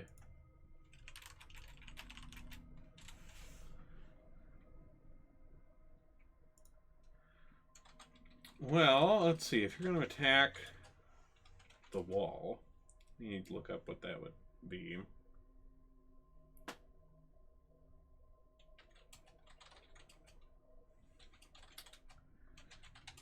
Okay. It looks like for just kind of a wall of stone. So like an AC of like 15 or something like that. And then like, let's see how many, like 20 or so hit points per inch of thickness, it looks like. So I guess you're just trying to, you know, damage various parts of, you know, the rune. Yeah, we could go with that. If we could say it, we'll say it has an AC of 15. So if you want to do punches, we'll see if we'll see what hits and see what kind of damage you do. That's fine with me. These are going to be 5 precise strikes in the same spot. Okay. Oof. You missed hitting a wall.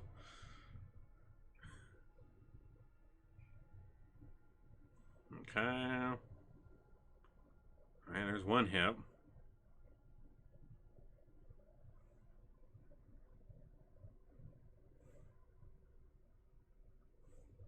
Two hits. 2 hits. Alright. That's enough to chip the wall at least, right? Well, you did get 2 hits in there that did take. So go ahead and roll. Don't you have one more? Oh, you did roll the damage. 13, Yeah. 12. 25 damage. Okay, yeah. So with that damage, that would do enough to break wherever you were smacking on the wall enough to disrupt this rune. And so, like, you feel that break as you kind of smash through the various lines that are, like, carved up, keeping this thing together. And you kind of feel that, like, you know, Boo, you kind of feel that aura of conjuration that was coming out of this thing go down and fade. It seems like the force field that was around this property has been dispelled with that. And you know, as that's fading away here, kind of out of the rune, you see a strange creature just kind of appear through the wall. And I got one punch left. Ready to sucker punch. Tortoise saving it. all right, everybody go ahead and roll initiative as this thing comes through the wall as Tortoise taking this rune down.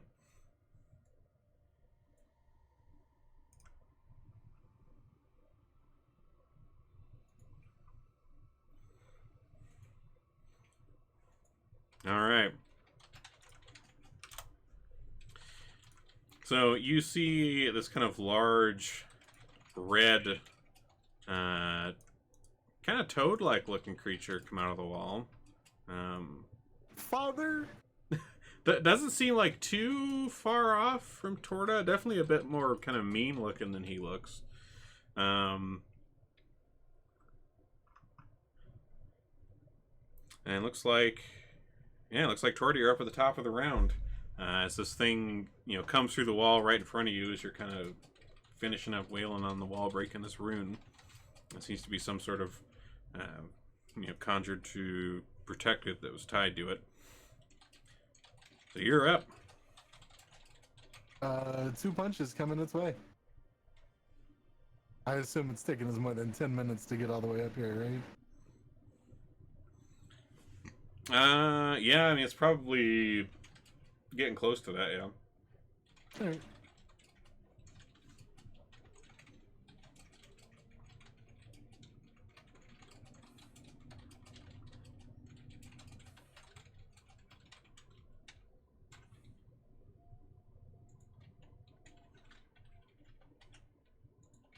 That's all we got right now.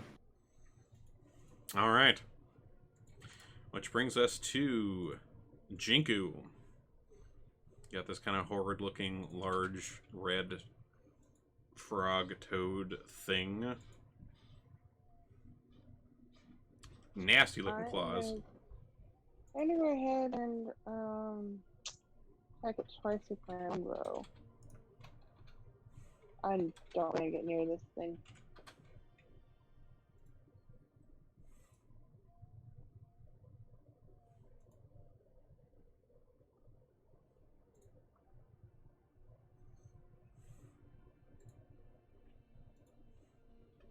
That was kind of sad.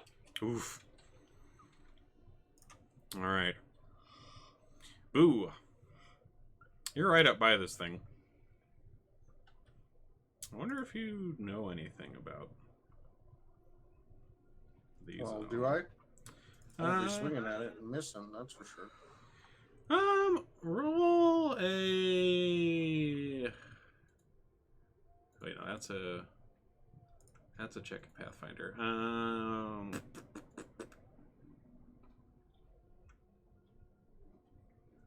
I broke these down on once. I should send you this. I did break down like monster types into different roles. Look, I sat down and like kind of tried to figure that out. Mm-hmm.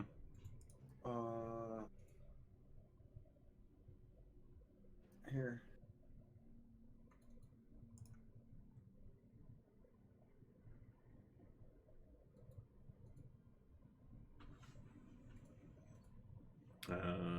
Where at? I put it in our channel. Oh, okay. Let me see here. History then.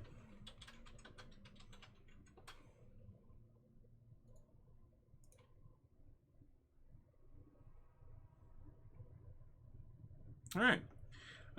So with your knowledge of the weird shit of the world, this is a slod, which are toad-like apparitions from the plane of limbo. And let's see what else you might know about them. You know that certain types of slod can shape change. You've read about before. You've read that these things reproduce by implanting hosts with eggs that consume them from the inside. And once fully consumed, the host transforms into a particular different color of slod, depending on various factors, which have different powers. Yeah, not particularly nice creatures. They're pretty vicious. Okay. Well, I'll do the, my quarterstaff and then unarmed strike. Okay. And then Mix will use Vicious Mockery on it. Okay.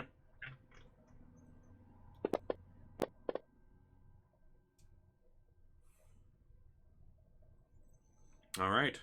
That takes. You smell bad, but Boo will always smell worse than you. Nice. Got him. All right, Zara.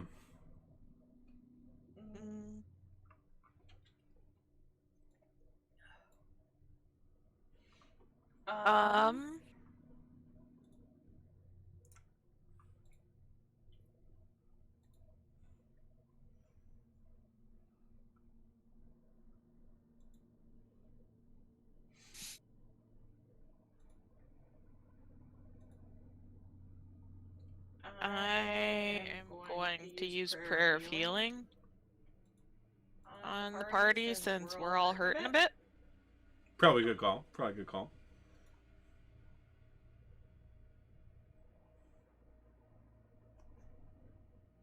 Okay, so it looks like everybody got healed by 16, so we're feeling better. Nice, nice. And then I'm just gonna stay where I am. Okay. And that's it. All right, which brings us to the Slod. So he strikes and have the wrong person selected. There we go. So he kind of strikes out with his claws at Torta here. Missing.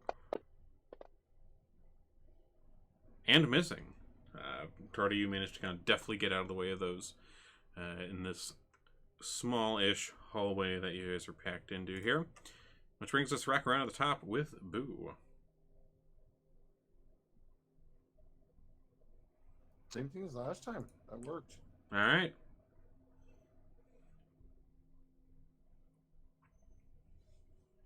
That hits.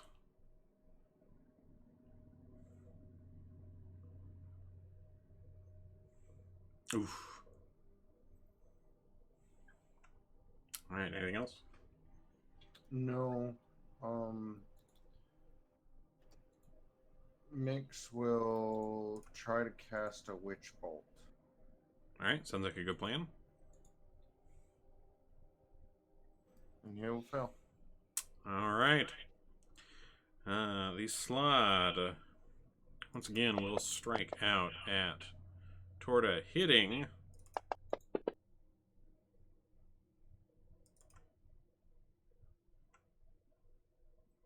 Okay. Oof. Oof. Getting 2 hits in on Torta here, including a critical. Those nasty claws. This brings us to Jinku. I will try with my longbow again.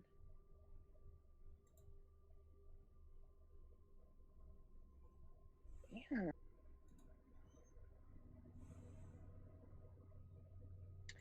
And completely miss. Oof. All right, Torta. Torta's like kind of frothing and smiling at the same time. He's gonna pop the arms out again and go to town on this thing. Okay.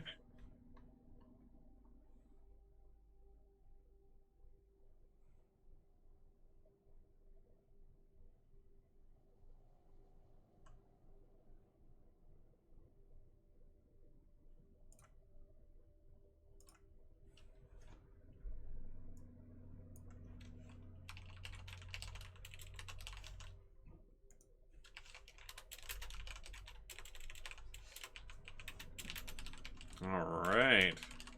Landing some good damage here.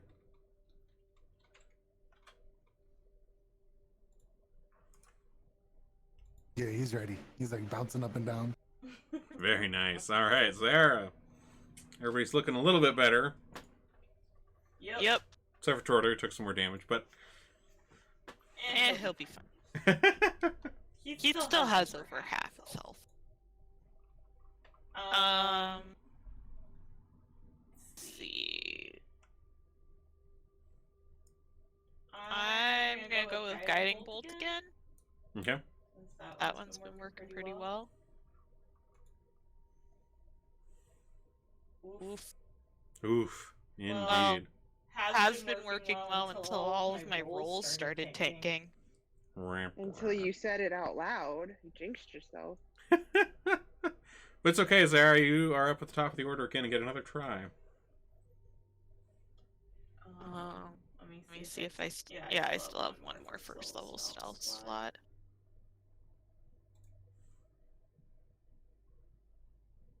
Yay! I hit it. Nice. Ooh. That was a lot of dice. Ooh, very nice. A lot of damage. And action. And gives him the guiding bolt action for when Torta hits. Very nice. Alright, so this Slod Torta smash. continues to go at you with claw and a bite. With a hit on the claw. Oof. And a hit on the bite. Oof. Oof, Torta's taking a beating here. Torta. I'm gonna deliver it right back. Alright. Nice. Hoo-hoo. Very nice. Very nice. Alright, so you see this strange creature kind of collapse down to the ground.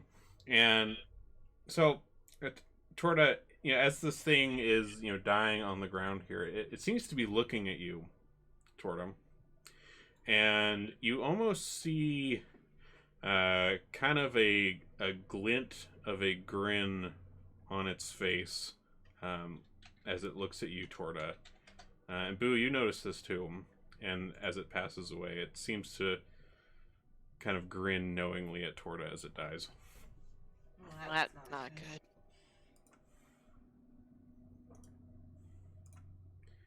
And he gone. Damn. Good. I thought he was the exploding frog. So did I. It must have been a different Slod. Because that would have been nasty. Cool. I was ready to take a beating, though. Tortoise sits down. He's winded. All right. Well, you took out the rune up here. And this seems to be the top of this tower, but you haven't seemed to have seen hide nor hair of whoever's in charge of this place, much less the eye that you're after. I will remind you that in some of the previous people that you've taken out, there were some rings that you got off some of those people that had some inscriptions or some initials inscribed on them. And there is that whole second tower that you have not been into yet. So there is still other stuff here, even though you're at the top of this one. As Tortoise sits, he's gonna kind of meditate and do wholeness of body. Sario for 24 hit points. Okay.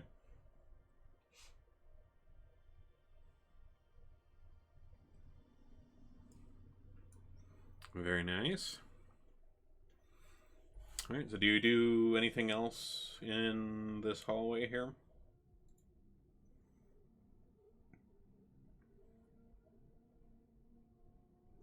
It's done, right? Like the wall is still solid, the rune's gone.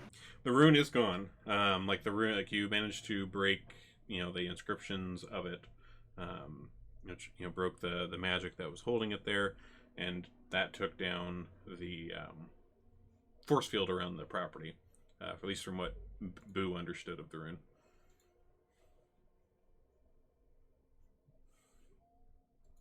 Alright, so we have to go back down. There was the floor that had the walkway across to the other building, right? There was. Let me reshare the blueprints that you guys had, just so you have that readily available. It was like 5 floors down, something crazy. Yes, it was on the second floor of the tower. So this would be on the floor where there was kind of a platform across the way. There was a couple chests. One of them was a mimic. There was a opening in the wall to the south that went, or a door in the wall to the south that, at least from the blueprints that you have, seems to go out to that bridge on the exterior and connects to the other tower. So down a few flights of invisible stairs, mainly. Well, we got the floor that has the floor jump to the ceiling. There's that too.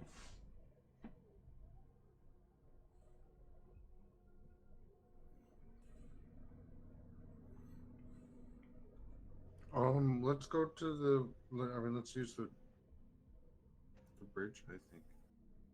Okay.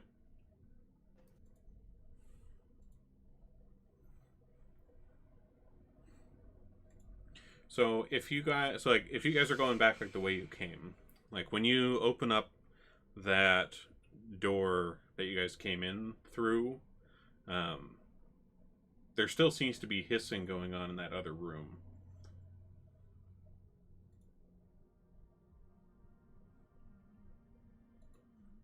The one with the gas?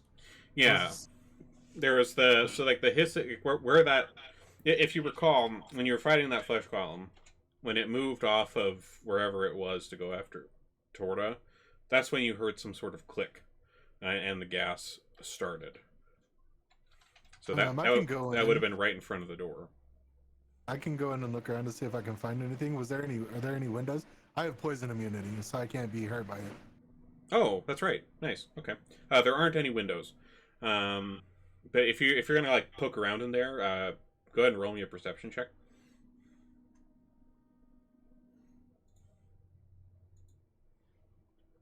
That is very handy. Very nice. Okay, so you crack open the door and kind of slip in there to try to not let too much leak into the other room here.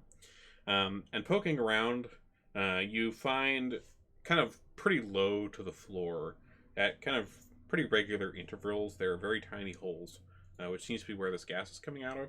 And you also notice a small pressure plate in the floor, pretty much directly in front of the door that you came through, which seems to be what triggered it. So you need to do something about the holes here. First, I try to look at the pressure plate, see if I can like rearm it, or I don't know about traps, so I'm just trying to engineer. Sure. Stuff a rock under there, So messing with the pressure plate, you find that if there is some sort of weight on it, you hear a click and then you hear the hissing stop. It's like maybe you kind of maybe stand on it and the hissing stops.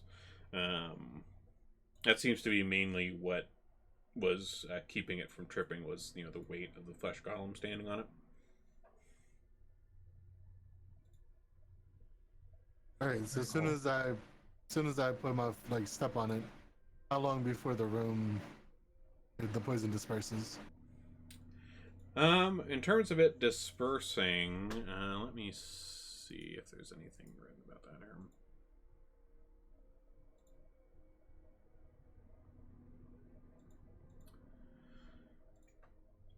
here. It takes about a minute of you standing on that pressure plate for the gas to kind of, with it stopping flowing out, enough time for it to kind of spread enough where it's not actively damaging. And the door opens in, or does it open towards me? The door doesn't seem to be triggered at all by any of this. Like, the doors just seem to be doors. So you can open the doors at any time. Yeah, I'll open it in towards the other room. That way I don't have to move off the plate. And advise everybody to run around me. Okay. Yeah, I'll mix and who will do that. Okay. And once everybody's through, then I'll come through. Okay. So you all managed to make it back through without taking any additional poison damage there. On the other side of the door, down to the room with the floor, as you guys are coming through the door with the time that you've been up here, you notice that the floor is kind of like slowly sinking back down to its original position. And, you're all kind of standing there on that, landing on the other side of the door at these kind of busted up stairs looking down. And eventually it gets back down to the level of those clamps. And, the one that was triggered by, the hand, you hear kind of a ka-chunk, and you hear it latch back on. You kind of hear a similar noise, a little more busted sounding, on the other one on the southwest end. But they seem to have latched in some fashion back onto the floor in its original position.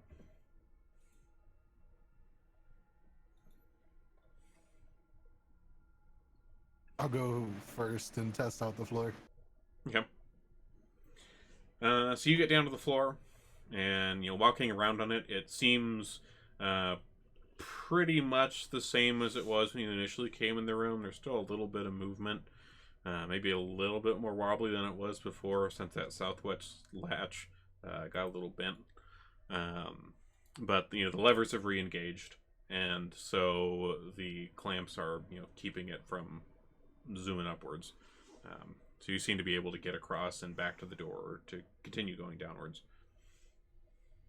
I'll go back, one at a time. I'm over to this door.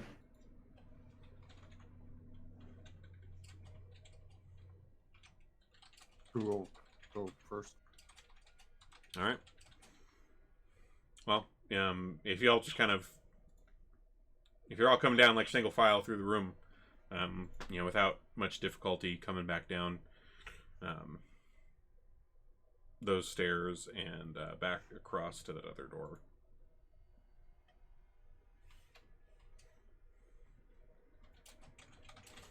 Okay. And you find yourself back in the room where this whatever summoning thing was going on.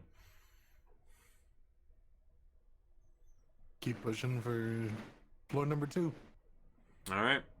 So you guys keep going down. The next couple floors, pretty uneventful. You either cleared them out or they were already kind of empty in the first place. And you find yourself back at... where is 2? There is 2. Let me get you guys back down there.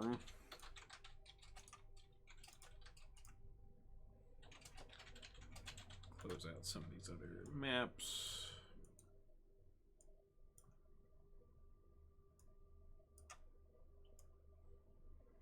Okay, so you make it down to that first kind of landing in this main tower that you guys came in through. The door to the northwest goes into that reading room where that half orc was that you guys bunked. But the southern end of the room here, you see a door set into the wall, kind of in midair. Just a little ways off of the platform that you guys are standing on. Before we go through the door, approximately how long have we taken to explore and fight all this stuff? From, like, the start? Yeah, when we first got in. Let's see here.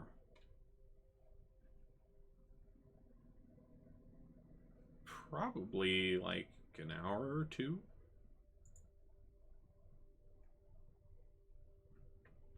All right, we can move on then. Okay.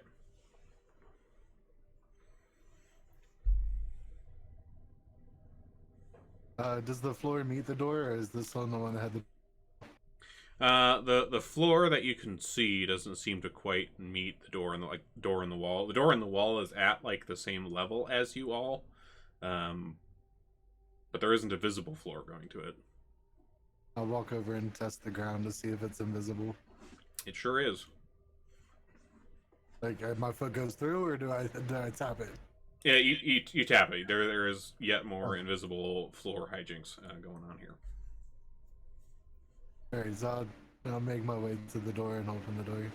All right. So this door is kind of like a heavier stone door, but you manage to push it outwards.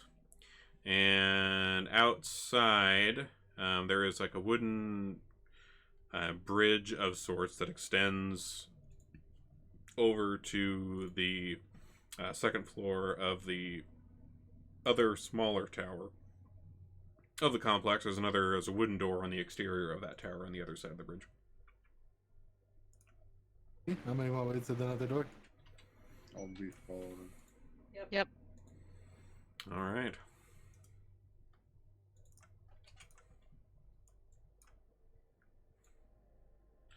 So we'll go ahead and scoot. Oh, is that door? There we go. Door's open. Should be able to move through there now. There we go. And I'll get you guys through just because I know those door things can be a little wonky sometimes. There you go. Onto the bridge. So this southern tower here, or you're getting into unblueprinted territory, so you don't have any information about what's going on in this particular tower. This outer tower here, it's not... I don't know why they didn't put it in the artwork for this map, but you can see it in the blueprint, at least. They're, like, the wooden bridge that goes across to this tower, it kind of goes around the entire exterior of this second tower. There's kind of a little platform all around the edge. And a wooden door stands in front of you into the interior.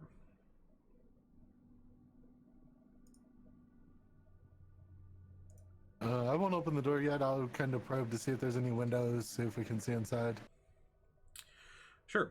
So you kind of walk around the kind of exterior platform that goes around the tower. There's a couple small windows, like kind of slit windows here and there. Looking inside, it does look to be lit on the inside. There's some, some sconces with flame in the wall. It looks like there is a... Let's see. From some of the windows, you seem to get a view of, it looks like a statue of some sort, like a stone statue inlaid, kind of built into the wall on one side. Some guy with like a beard. But otherwise, you don't see too much else aside from some stairs going upwards. It's also kind of it kind of reeks a little bit. There's kind of like a garbagey smell, kind of wafting through the windows a little. Yeah, but is it any worse than the flesh golem? Probably not. It smells more of like general, like kind of rotting food waste, that kind of thing. A smell you're not maybe too uncommon with living in a city like this. Next question. Any movement? We've taken down their protective dome, like no alarms, people not running around screaming, since the birds are now being able to fly over the courtyard. No, not that you have seen. I mean, all in all, your kind of infiltration of this place seems to have been fairly quiet. I mean, aside from the stuff that you've smacked yourself. But you were able to get in without too much trouble. I mean, you've come across some people here and there and beat them up. But aside from that, there doesn't seem to be like any general air of alarm or anything like that going on. Alright, into this tower then, I guess. Alright.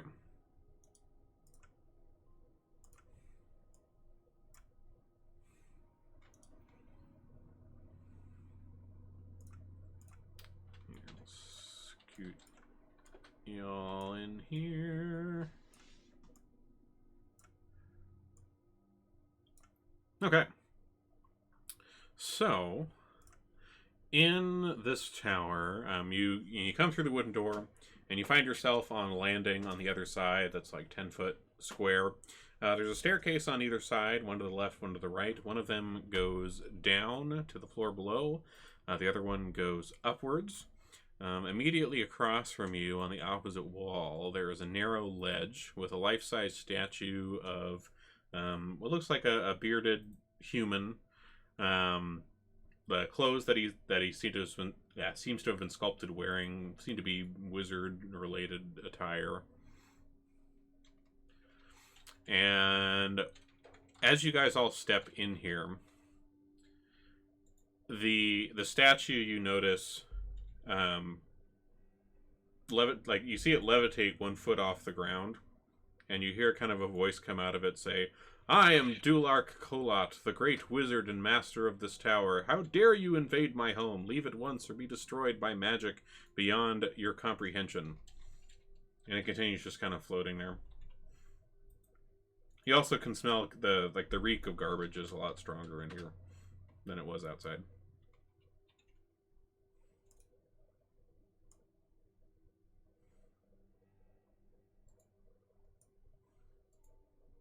That just doesn't faze me.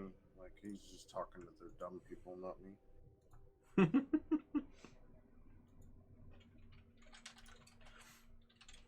Alright, so you got these 2 staircases. The statue continues just kind of hovering over there. Checking down, checking up. Which way are you going? I'll check down first. Okay. So you head down the stairs. The reek of garbage gets stronger as you go down there. And this floor, it's a windowless room, this first floor, only accessible by this staircase. And it seems to have been being used as just kind of their refuse dump. There's about ankle deep of just garbage and stuff littered across the entire floor. A lot of it rotting, food, stuffs, and other such things. You notice along the walls in a few places, there's like these scorch marks on the ceiling, on some of the walls, here and there. But otherwise, this mostly just looks to be a room full of garbage. Okay, so we're not coming off the steps. We'll go back up. All right, good I'm plan. not stepping in that crap. Literally. Literally. As you've been checking this out, after, like, those of you that have been still staying on the landing here, about a minute or so after its little, get out of my house warning, the statue stops levitating and just kind of sits back down onto its, like, little plinth where it's at. Seems like that's all it does. And I'll head upstairs. All right. I'll follow him this time. All right, let me get...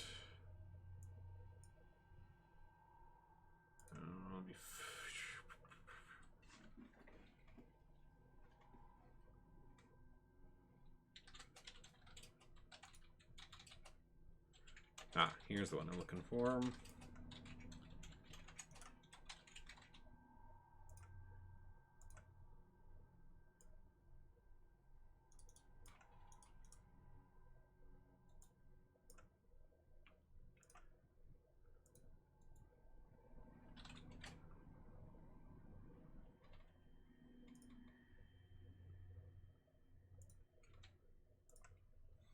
Okay. Let me grab your tokens. Ooh. 2, 3, 4, 5. There we go.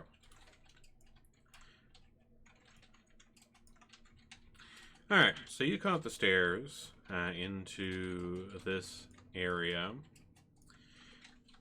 In this room, it appears to be a library of some sort. There's a tall oak bookshelf that seems to have a few scattered books, but it's mostly bare. There is a beautifully crafted sign hanging above the bookshelf that reads Alcidor in common. There's a door in the wall to the east that seems to lead into, the other half of this floor. Other than that, and like a chair, pretty uneventful room.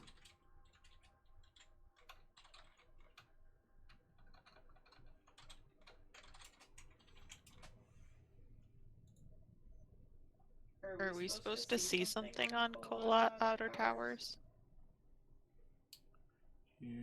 Oh, maybe it's doing the stupid. Crap, I gotta remember how to turn off the auto masking stuff, because that seems to mess up sometimes with these ones. You gotta unlock it on the top right. Oh, that's right. And then it's something over in there. It's been a while since I used Fantasy Grounds, so Enable, disable lighting.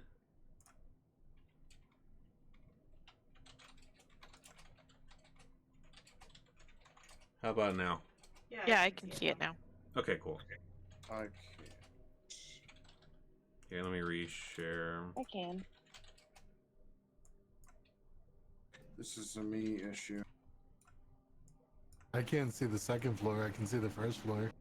Now I can. Sorry, I was looking at I got so many maps up right now. I was looking Yeah, at the wrong one. you can close. You can go ahead and close some of those other. Like, I know we've been jumping around a lot of floors, so go ahead and close all those. The only one you should have open right now is called Colat-Outer Towers. And the blueprint. I gotta have the blueprint up. Add the blueprint one. Colat Towers DM. I got it. I'm good. Yeah, Mix is stumbling around. He can't see. He's drooling a little bit.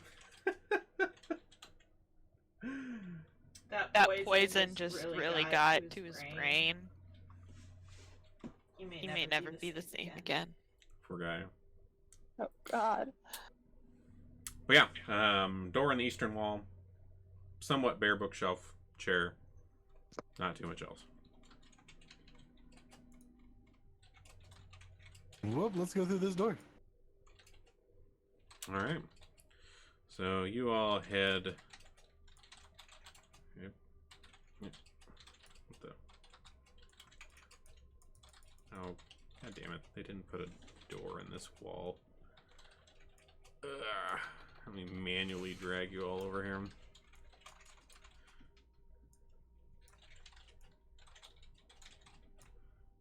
Okay, now you're on the other half. So in this side, this also appears to be a library of some sort.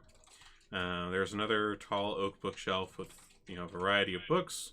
Above the bookshelf hangs another beautifully crafted sign that reads Dulark.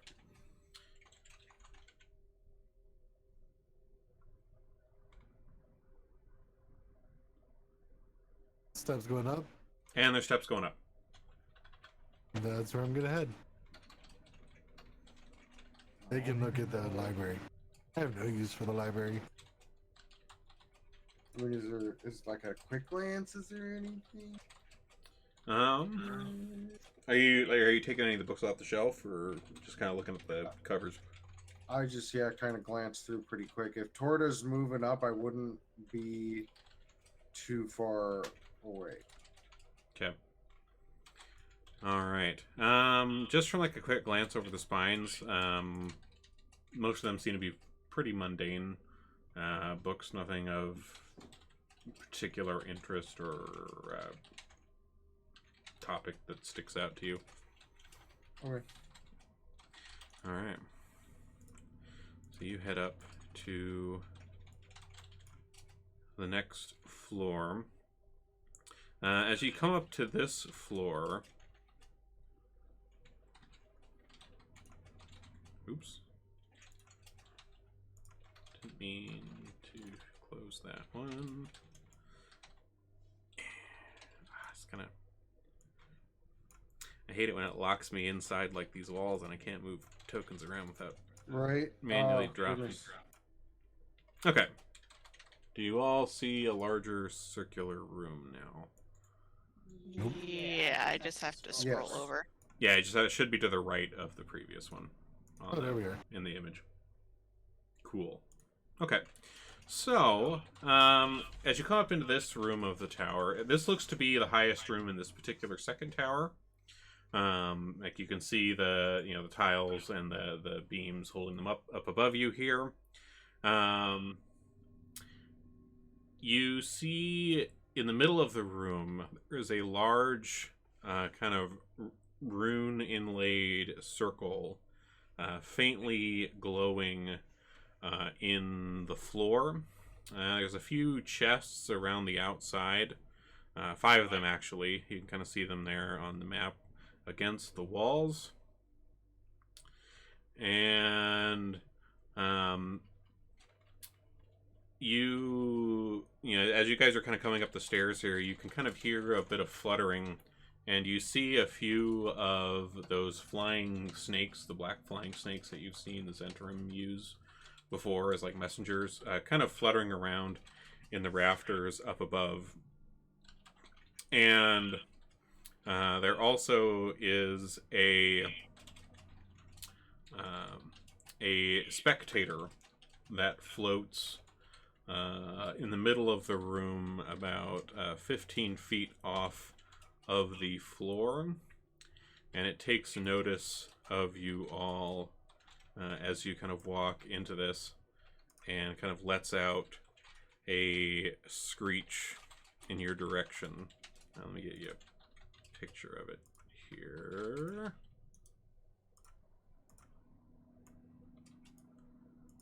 Oh shit.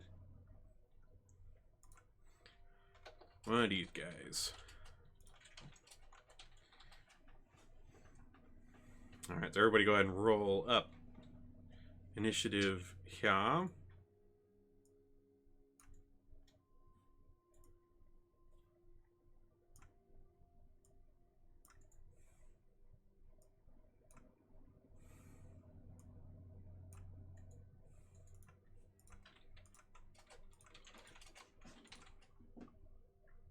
Alright.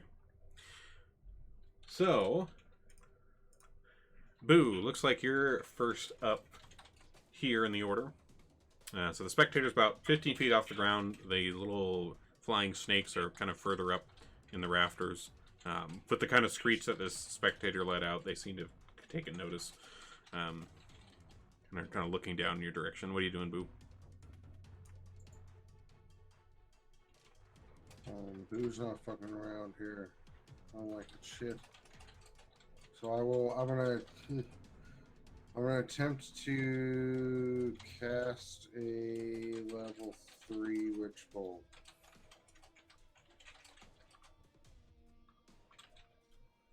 Alright. At the spectator. Alright. Yes! Ha ha ha! Nice. Roll it.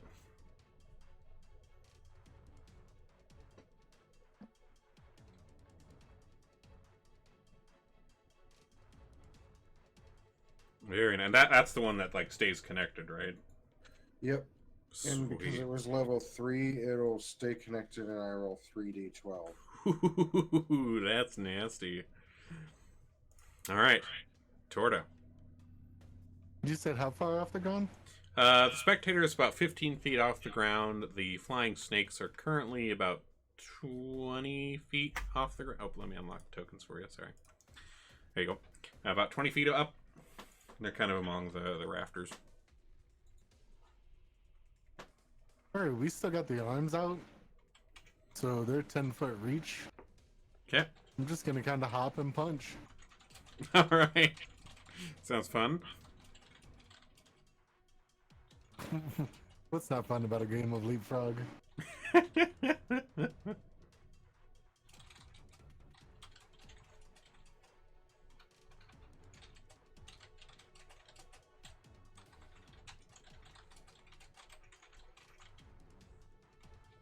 That did it show up for you? Because it didn't show up for me.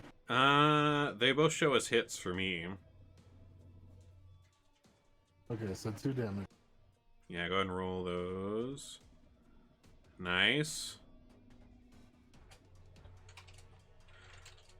Those punches, they take stuff out. You take that out without much difficulty.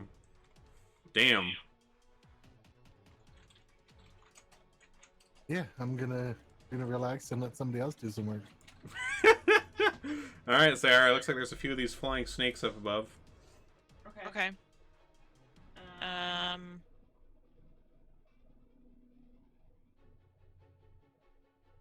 I think I'm going to do my spiritual weapon.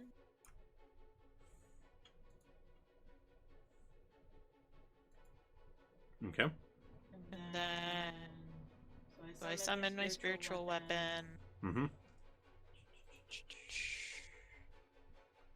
And then I'm gonna attack Flying Snake 3. Okay. And I forget. Do I do cast? Let me Hit. let me pull your page up here. I always forget how this works. Or do I do attack? You would do attack because the weapons. Like you're swinging the sword or whatever. Well, your scythe. That's right. It was the scythe. So yeah, you do your attack. That hits, and then you roll the damage. All right. Yeah, these little snakes don't seem particularly beefy. Bonus action. Okay. And so I'm gonna try and hit the Flying Snake 4. Sure. That hits. Boom. Not particularly difficult creatures, they are. I guess I didn't need to go full spiritual weapon then. I just saw many enemies. So, Flying Snake 1 swoops down and tries to take a little bite out of Jinku here. Manages to do so. Doing a bit of damage as it takes a little chomp at your head and kind of swoops by Jinku. That was rude. It was. So is he like right on top of my head? Pretty much, yeah. You could definitely swing your flail up and bop him. No problem. Okay, that's fine.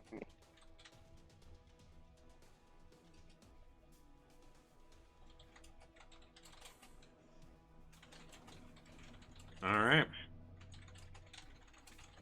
Boom. Spoom splat. Alright. Flying Snake 1. Swoops down, trying to take chomp at Mix. Gets a chomp in. What's Mix doing, Boo? I guess Mix will.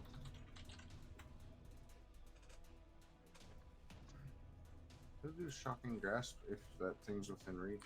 I'd say it would be. It's kind of like right above his head. He could reach up and... Definitely doable. Alright. And that will... very much pop. That one just pops. Get wrecked. I'm better than you, Boo. Alright, and you find yourself in this room with this glowing circle on the floor and the various chests.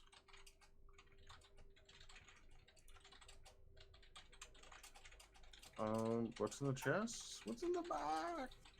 Well, there are 5 of them. What order are we going in around the room here?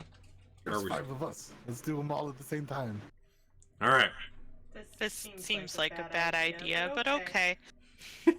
You got me to protect you. It'll be okay. Look, I'm Then even in spinning for you. Look. Then in that case, I'm definitely doing the chest right next to Tortoise chest. All right.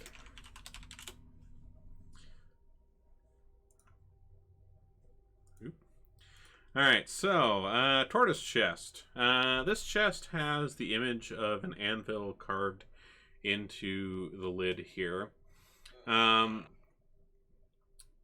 So looking at all these chests, like you notice that they all have looks like a lock on them.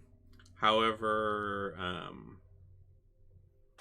you're kind of like handling this lock, Torta, and it feels pretty real to the touch, but like something seems a little off about the locks on here. Is anybody else?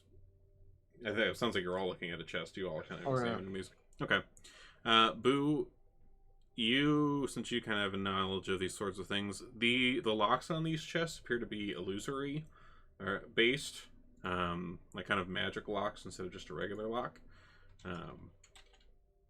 You assume that probably something like knock would work on them. Okay. Well, guys, I can open 3 of these, or if one of you can pick locks, we might. I don't know what picking it. Do I get an idea? Picking it might. Okay. Work? Given that they seem to be a like illusion magic base, you don't think regular picking type activities would work well on them.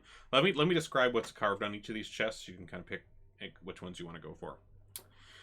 So the first chest has like an image of an anvil carved on the lid. The second chest has is bound with like iron bands. The third chest has tiny clawed feet on the bottom edge. It's almost kind of like a clawfoot tub, but a chest of sorts. The fourth chest has a flat lid with a city scene painted on it. And the fifth chest is inlaid with silver and topped with a little statuette of a hippogriff that is rearing up. I don't trust any of these chests. So, you can open 3. What if I smash the lids on the other 2? Okay. I mean, it's worth a try. I mean, I did it on the ship. I broke into the captain's chest. I would say first open the chest with the cityscape. Okay. Okay. I'll do that. All right. So you knock on chest number 4 with the city scene. The illusory lock fades away. And inside, you find a scholar's pack with and also a book, which looks to be, let's see, do any of you speak Dwarvish? No, I think we've already asked this. I can. Oh, okay, Boo can. Okay. Boo, so you recognize that this looks to be a book of Dwarvish phrases. Almost like the kind of book that you would get, like if you were going on like a trip to Europe or something, you get like one of those little books with like all the common phrases for touristy stuff. That sort of book, but Dwarvish. And so, just from like looking over it, Boo, it seems like a book that if you gave it, if someone who could not speak Dwarvish was using this phrase book, they could communicate on a rudimentary level with a dwarf. Using these simple phrases that are laid out in this book. I will definitely take that because I have some like dark magic books that are in Dwarven that I picked up somewhere. Let me drop I'm into it. These into party sheet. Okay, so we have a chest with silver bands and a hippogriff statue, a chest with feet, a chest sealed with iron bands, and a chest with an anvil on it. Correct. I know I'm correct. Well, I don't want to Asking the punch. party. I don't want to try to punch through iron bands, so I would suggest that one maybe. Okay. we should probably have Boo open the one with iron bands and the hippogriff statuette one. Okay. And then Torta can try and do the other two.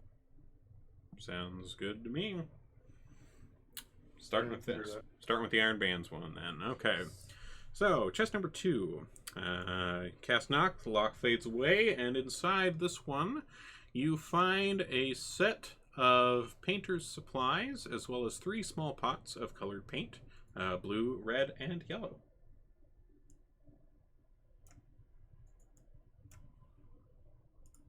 Do they just look like regular paint? Seems that way, yeah. Question. Yep. Would like dispel magic work on these?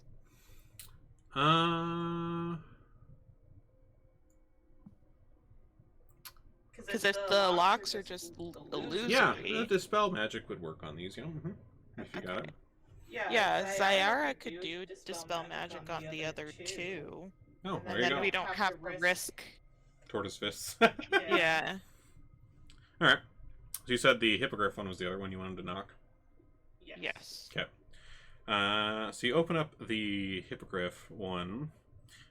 Inside is a wooden rack that holds 8 glass vials.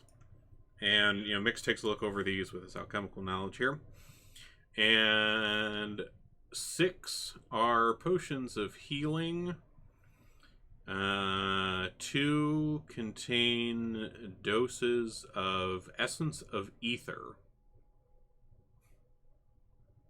Okay. Zyara is gonna take the vials and also take this hippogriff statuette. Yep. Yeah, you're able to get that off the top without too much difficulty, and that seems to be, it seems to be made out of silver as well, so it seems like it might be worth a little bit. All right, so the other 2 chests, you're gonna just dispel magic on the locks. Yes. Okay. So Zyara is going to do dispel magic on the one with iron bands first. That one you already opened. The other one was an anvil. That one was when you had Oh, right. Okay. She'll do the anvil one first. Okay. That one you open up, and it seems to have a pretty nice set of smithing tools. Okay. And then the one with feats. The one with feats has 6 quite nice blank spell books with fine leather covers. There isn't anything written in them yet, but just the quality of them alone, at least from what you know, Boo, would probably sell for a decent amount, just being the quality that they are. Okay. I'll see it. I'll ask Jinku to hold on to the smithing equipment since it's probably heavier. And all that stuff's in the party sheet. And then Zyara will put the spell books in her bag for when they get back to the inn.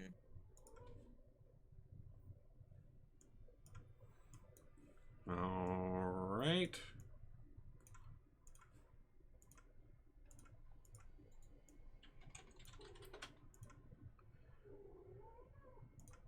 So the only other thing remaining in this room is this glowing circle in the middle. Which, if you want to do, like, Boo, you could probably do, like, an Arcana check. Anything like that if you want to.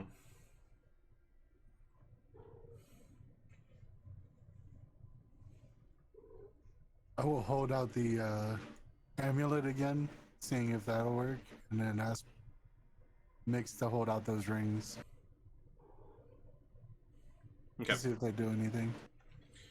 So, Boo, with your knowledge of Arcana, you've seen things like this before, especially in some, wizardry or mage-related places. This looks to be a teleportation circle. And you notice with the rings, it seems to kind of glow a little more as you kind of approach with these rings. It seems that these rings may be used as some sort of key to this teleportation circle to wherever it goes. I'm figuring out magic, guys. Look at me.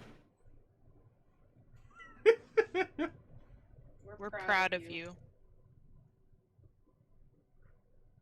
You're doing good, friend.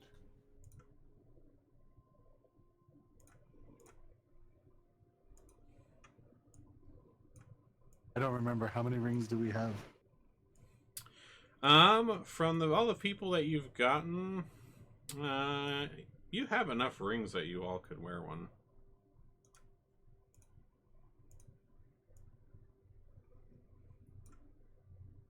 Y'all ready to step through?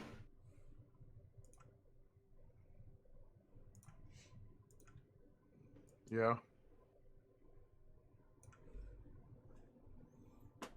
All right. So you all step on to this teleportation circle in the middle of this room. And you get things here. And, you know, with the activation of this rings, you find yourself whisked away somewhere. Quite distant, it seems.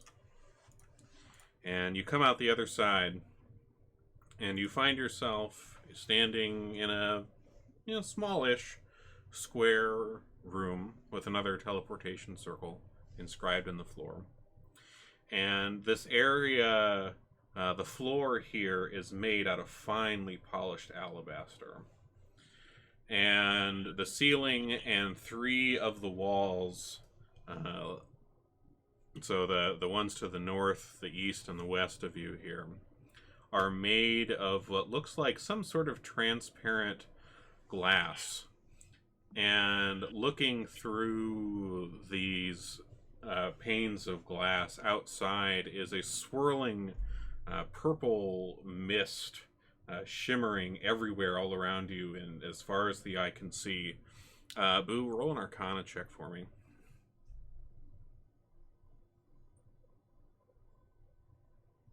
Oh yeah, Daddy. So, you aren't quite sure where you are, but it seems that you have found yourself in some sort of extra-dimensional space. Neat. Sincerely, yeah. I like this idea.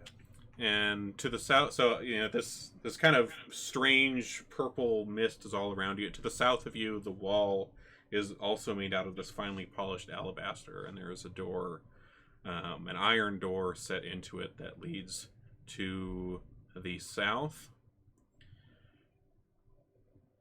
And we will leave that there for next time.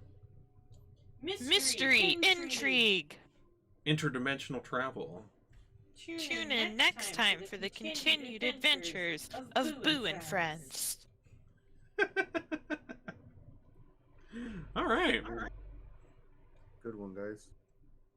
All right, well, let me go ahead and close out the stream here. Thanks for coming, all of you. If you did, we'll see you next time.